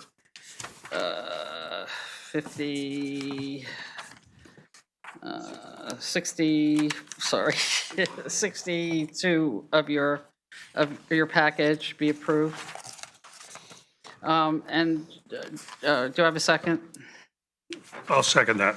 Okay, the red line that you have in front of you for the resolutions for grants and other receipts, which goes up to number, hold on a second, number 55, which is on page 59 and 60. I believe I'm speaking correctly, and you can correct me, Stephen, we had agreement in the law committee on those. The differing was that there were some proposals and changes proposed that have been withdrawn for the additional provisions. So the additional provisions are as they currently appear, as was approved in 2024-25, with the exception of the fact that the dates were changed to reflect the fiscal year 25-26. Okay, it's been moved by Ms. Vasiliotis, seconded by me, to move forward the resolutions and the additional resolutions. Just sort of repeating in my layman's language, the resolutions are simply a lot of housekeeping and changes of the date. The additional provisions is just changes in the date, no changes to the resolution from current. Any discussion, please? Yes. Ms. Moriarty? So, first of all, typically this is usually done in the law committee, and most of these things are vetted and approved, but now we're doing it at the full BET. I did have a question about the change to General Government, Office of the First Selectman, number 5, which I don't know what page it's on because I'm looking at It's the beginning of the resolution. different document. I think 46, if I'm looking at the right one. So that one adds an additional approval. So that one, First Selectmen's is authorized to apply for, enter into related grant agreements, and accept grants made by the State of Connecticut Department of Transportation under the Connecticut Clean Fuel Program. And prior, it did not require BET approval. And I'm just wondering why we added BET approval into this and what impact that has on the ability to move ahead. This was recommended by the law department because before we didn't have, they could apply and accept, but they didn't have the authority to enter into any related grant agreements. So now this allows them to do that, but it also requires that we at least have an opportunity to see that. So first, your first point, this, as it existed, it does say the controller shall add to the appropriate revenue account. Oh, you're saying they can't expend it, but but our approval is only about accepting the revenue. It's not about the expenditure. So I'm not sure that language then, as reflected, indicates what the law department's concern is. We don't talk to about appropriations. Well, again, I'm being consistent with the others that we have here. Everything is requiring approval by the Board of Estimate and Taxation upon entering and entering into a related grant agreement. So it's just to be consistent with the others. I believe that's probably why they Okay, We're but this looking one at that. doesn't say, it says that such grants shall become acceptance of revenues and add to the revenue account. Don't we also Number then 5. need an appropriation of that? All the others have the word appropriation. No, that's fine. I probably just left that out. I'm sorry. Okay, so, So where is the word appropriation being put in? And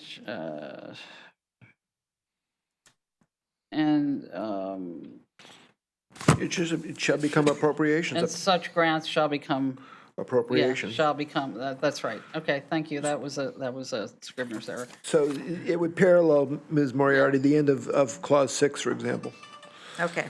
Second thing, and this, I don't know whether it was ever discussed at a law committee meeting about this, but I am aware that the Board of Education had made a proposal, a request to change their item number 45G.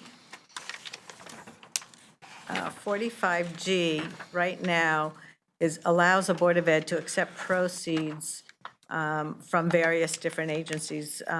Number G allows for donations for the Performing Arts Center at the high school with certain conditions here. Because this authority was permitted for that project, they're requesting that it be expanded to enhance approved school construction projects with the same provisions here, so that they submit an annual report and that the donations would only be used towards acquisition of items and enhancements previously identified and approved by the Board of Education. Sorry, what words have you added? So it would be removing the words, "the Greenwich High School Performing Arts Center or musical instruction space," and putting in approved school construction projects. Wait a minute, you're changing this from a programmatic provision to a construction provision? No, it's saying that, for example, we right now have a construction project at Old Greenwich School and at Central Middle School.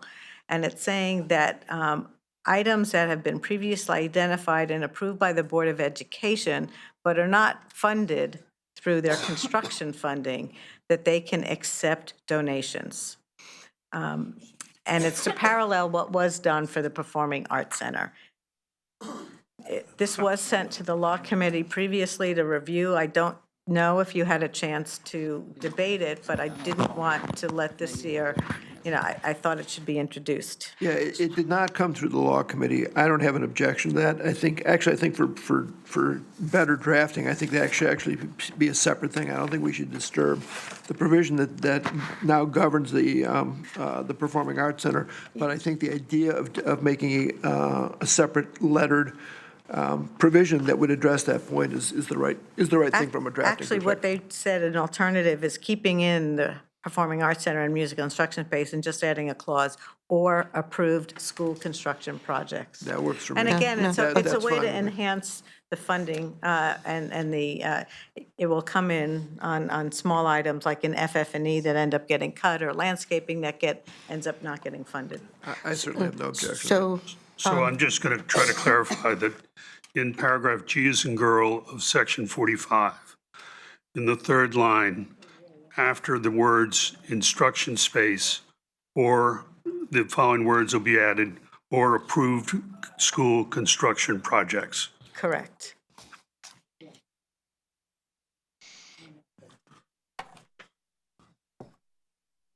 Any further discussion or corrections? I do have one other point, if I can. Okay, The additional provisions section of this, the changes that we're seeing in the document now are not being proposed. However, there is an amendment that's in our package, which it sounds like Mr. Fisher's not proposing any longer, but I would like to pursue it, to clarify some of the confusion that has occurred this year between the town administrator, HR department, and the BET in terms of who has the authority for what changes over personnel. The language that we currently have is interpreted different ways, and my personal opinion is that it puts the BET in the role of management where we don't belong, and I would like to make further changes. What would be the recommended way to do that? Can I afterwards, all right, I would ask Ms. Vasiliotis if she would permit that we just approve, that your motion just be on the main resolutions of the Board of Estimate and Taxation and representative from the fiscal No, 25, I think that 26. the cleaner way of doing it is to approve the package, and then if there's an amendment to the additional provisions, it should be a separate amendment. now, would I Okay. be permitted to make that separate amendment if I You'll don't be approve this package? permitted to make a motion about it. I But I wouldn't don't be have voting any in- objection to you,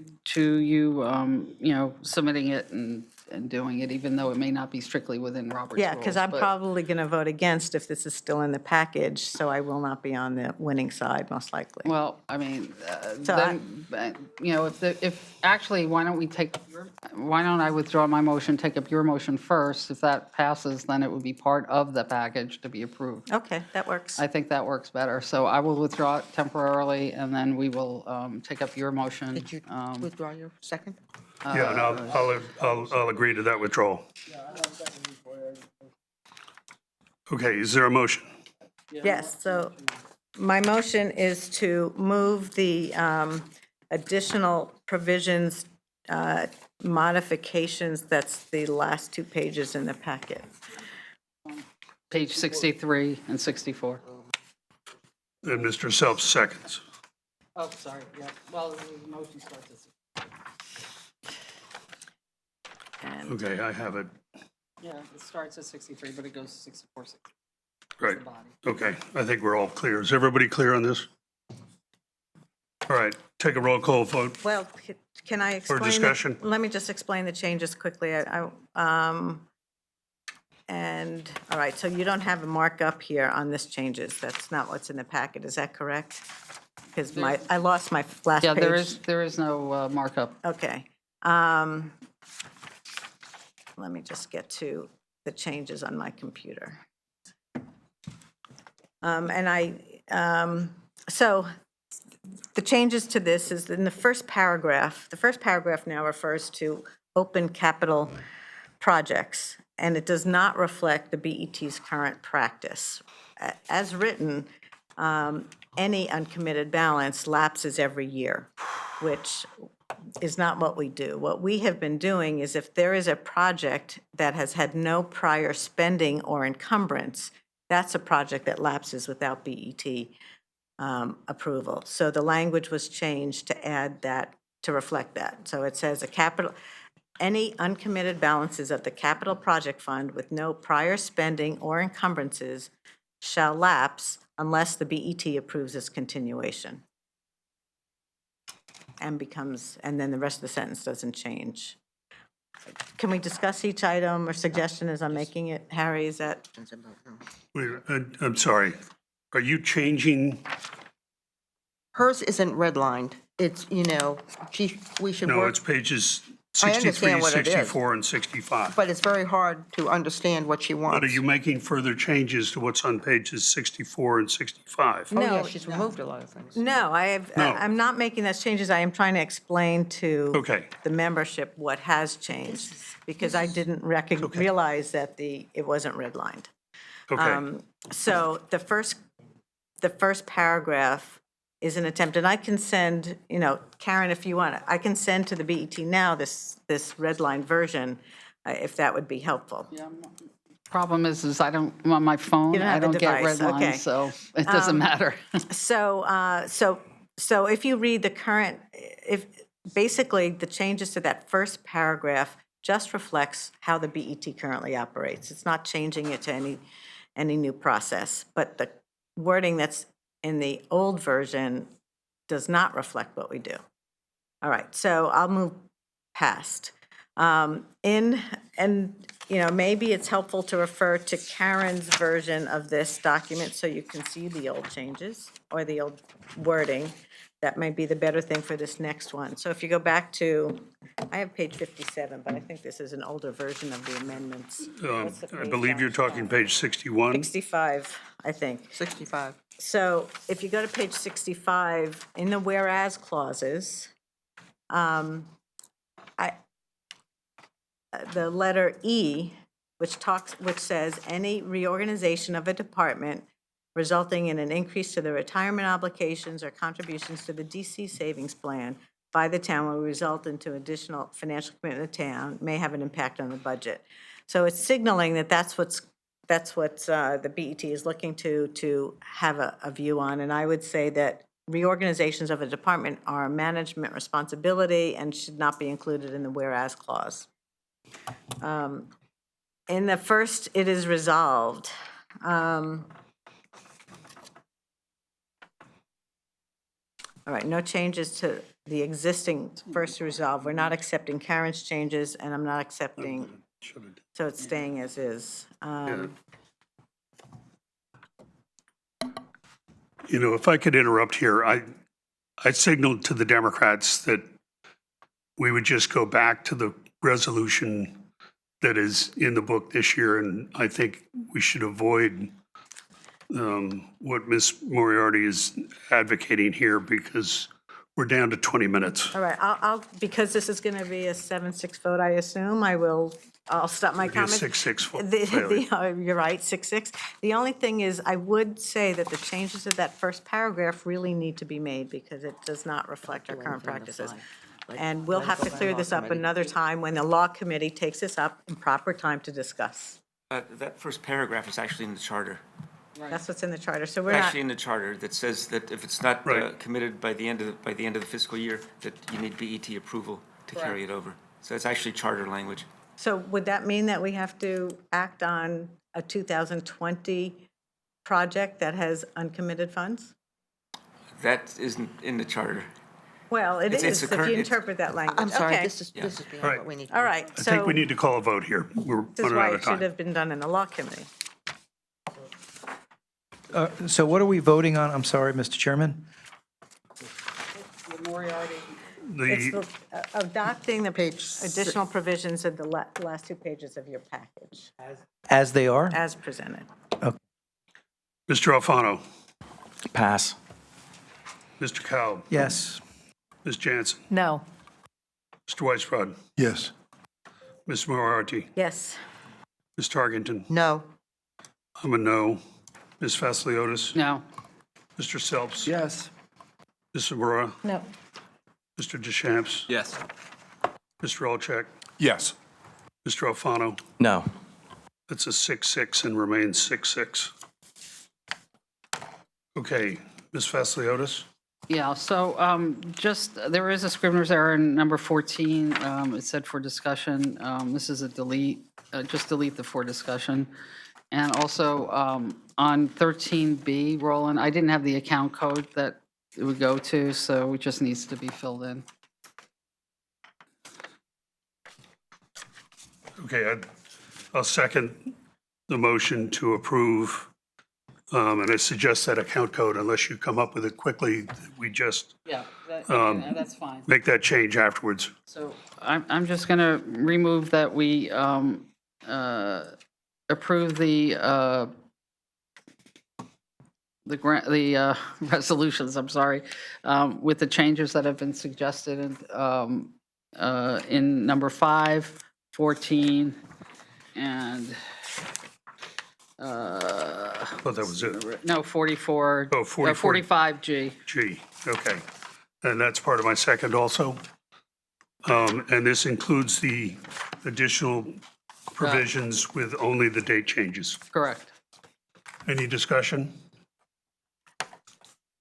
Is there any, well, I better take a roll vote. Mr. Alfano, Yes. Mr. Cowell, Pass. Ms. Jansen, Yes. Mr. Weisbrod, Yes. Ms. Moriarty, Yes. Ms. Tarkington. Yeah, yes. I'm a yes. Ms. Vasiliotis. Yes. Mr. Selps, Yes. Ms. Aurora, Yes. Mr. Deschamps, Yes. Mr. Olczak, Yes. Mr. Cowell, Yes. Mr. Weisbrod. Yes. 1200, thank you. Anything addition? I think that's it. I think that's Nope, it. One more. What do we got, Roland? Oh, that's right, the bonding resolutions that I didn't. include Okay, in the package. those are in our proposed budget book, correct? Yes. And so I would move do we need to do them together or apart? Right.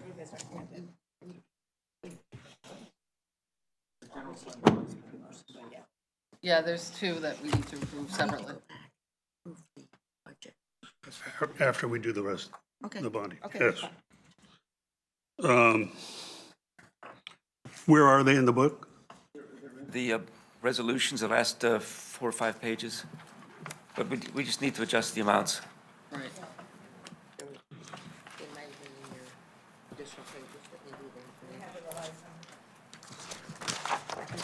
Okay, I don't have them. I think we all got them. I think we all got them. Maybe you could read the amounts to us and the purpose. For the general fund, it's $32,192,000. What is it, 32 million? $32,192,000, Okay. Even. yes. Okay, I'm moving that, which Roland said, a general fund bonding resolution for $32,192,000. Do I have a second? Was it 192? Yes. I'll second. Karen seconds. Okay, I'll take a roll call vote. Mr. Alfano, Yes. Mr. Cowell. Yes. Ms. Jansen, Yes. Mr. Weisbrod, Yes. Ms. Moriarty, Yes. Ms. Tarkington. Yes. I'm a yes. Ms. Vasiliotis. Yes. Mr. Selps, Yes. Ms. Aurora, Yes. Mr. Deschamps. Yes. Mr. Olczak, Yes. 1200, thank you. Could you read the second one, please? $10,800,000. And this is for the sewer improvement? Improvement, yes. Okay, I'll move the bonding resolution of $10,800,000 in the sewer improvement fund. Do I have a second, please? Second. Got stereo seconds there. Second, I don't care. All right, I'll take Tarkington this time. Okay. Mr. Alfano, Yes. Mr. Cowell. Yes. Ms. Jansen, Yes. Mr. Weisbrod, Yes. Ms. Moriarty, Yes. Ms. Tarkington. Yes. I'm a yes. Ms. Vasiliotis, Yes. Mr. Selps, Yes. Ms. Aurora, Yes. Mr. Deschamps, Yes. Mr. Olczak. Yes. Another 1200, thank you. Okay, now the original motion Oh, yeah, we have to adopt the budget as amended. is we need a new motion, or didn't we start the meeting? No, we started the meeting with it, But as amended, Okay. as amended. yeah. I don't recall who made the motions. It's been so long. No, it was made at the beginning. Doesn't matter. I'll say I Assume made it. I'll say I made it from the Budget Committee, LLT. Okay, And I'll second. okay, so the motion on the table should be with the consent of those who made the motion to approve the fiscal year 25-26 budget as amended. Is that acceptable? Roland, do you have a number?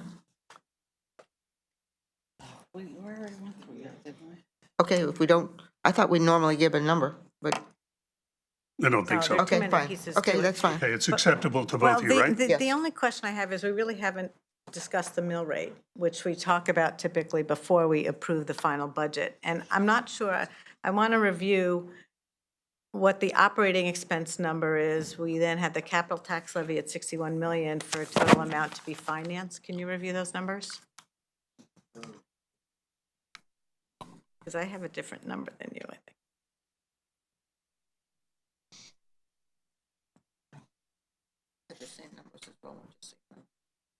It was 503. What was 503?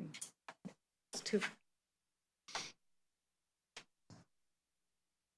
I have operating expenses at 459, 995, 934. But he's got to confirm it.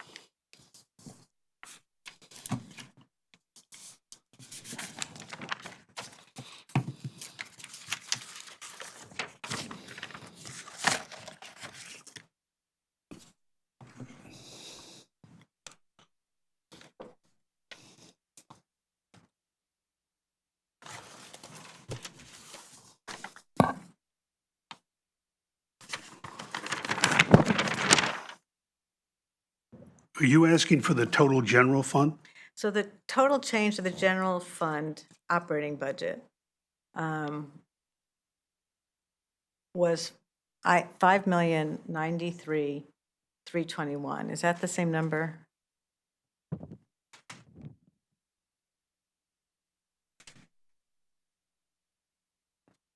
And we started with a general fund number of 462 million, 023,561. Roland's number was 5,093,317.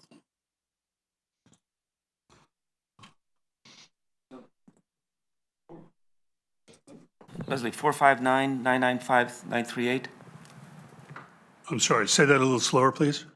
459,995,938. After the changes. Yes. And the only changes,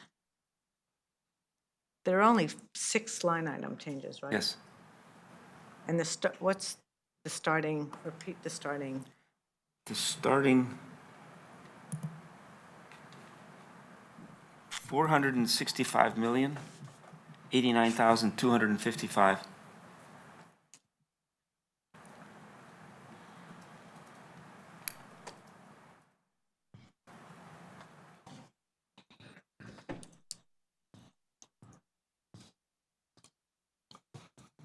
so your number is 459, 995, 934, right? I have, Yes. yes, okay. Okay, we ready to go? Well, let's talk what that means in the mill rate chart. So, sorry.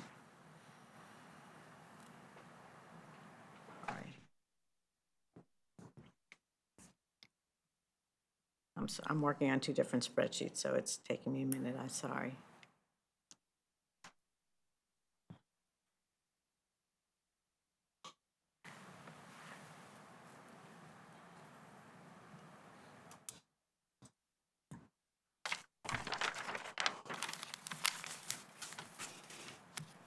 Come on.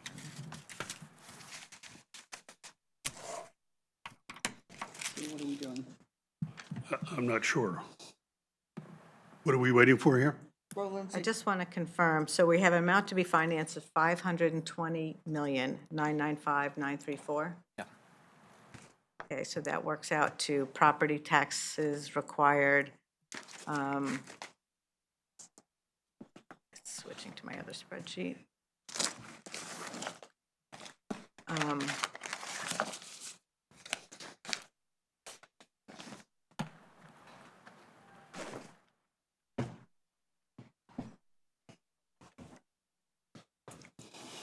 So the level of property taxes, what's that number on your spreadsheet? The property taxes are $438,616,228. Go through that more slowly. 438. 438,616,228, which results in a tax levy of 444,047 even. 444,047,000. The first number you had? Which, the tax, the property taxes or the tax levy? The tax levy is 444,047,000. Okay, I think these And that all are works- numbers that- that that you're going to works- send out to us also. That works out to a mill rate of 12.230 with the changes to the grand list? 12.041. Yeah, 12041 was. 041, I'm on the wrong spreadsheet. So what percent increase is that year to year? 2.81. Okay, I'm just going to note for the record, those are projected mill rate increases. Correct. We do not set the mill rate today. We set it after the RTM reviews and passes the budget, just for the benefit of the public. That's correct, but these numbers are included in the package given to the RTM, so I Right. wanted to make sure we Yeah, understood I what just they want to make sure were. the projected word is in there. You've got those numbers. You're okay. I think I believe him. The raw date is correct. Yeah, okay. All right, we ready to move forward on a vote? Ms. Moriarty? Yes. Okay, this is the vote on the motion to approve the fiscal '25 budget as amended to the numbers that we just heard. The motion was by Ms. Tarkington, seconded by Ms. Moriarty. Mr. Alfano, Yes. Mr. Kalb, No. Ms. Jansen, Yes. Mr. Weisbrod, No. Ms. Moriarty, No. Ms. Tarkington. Yes.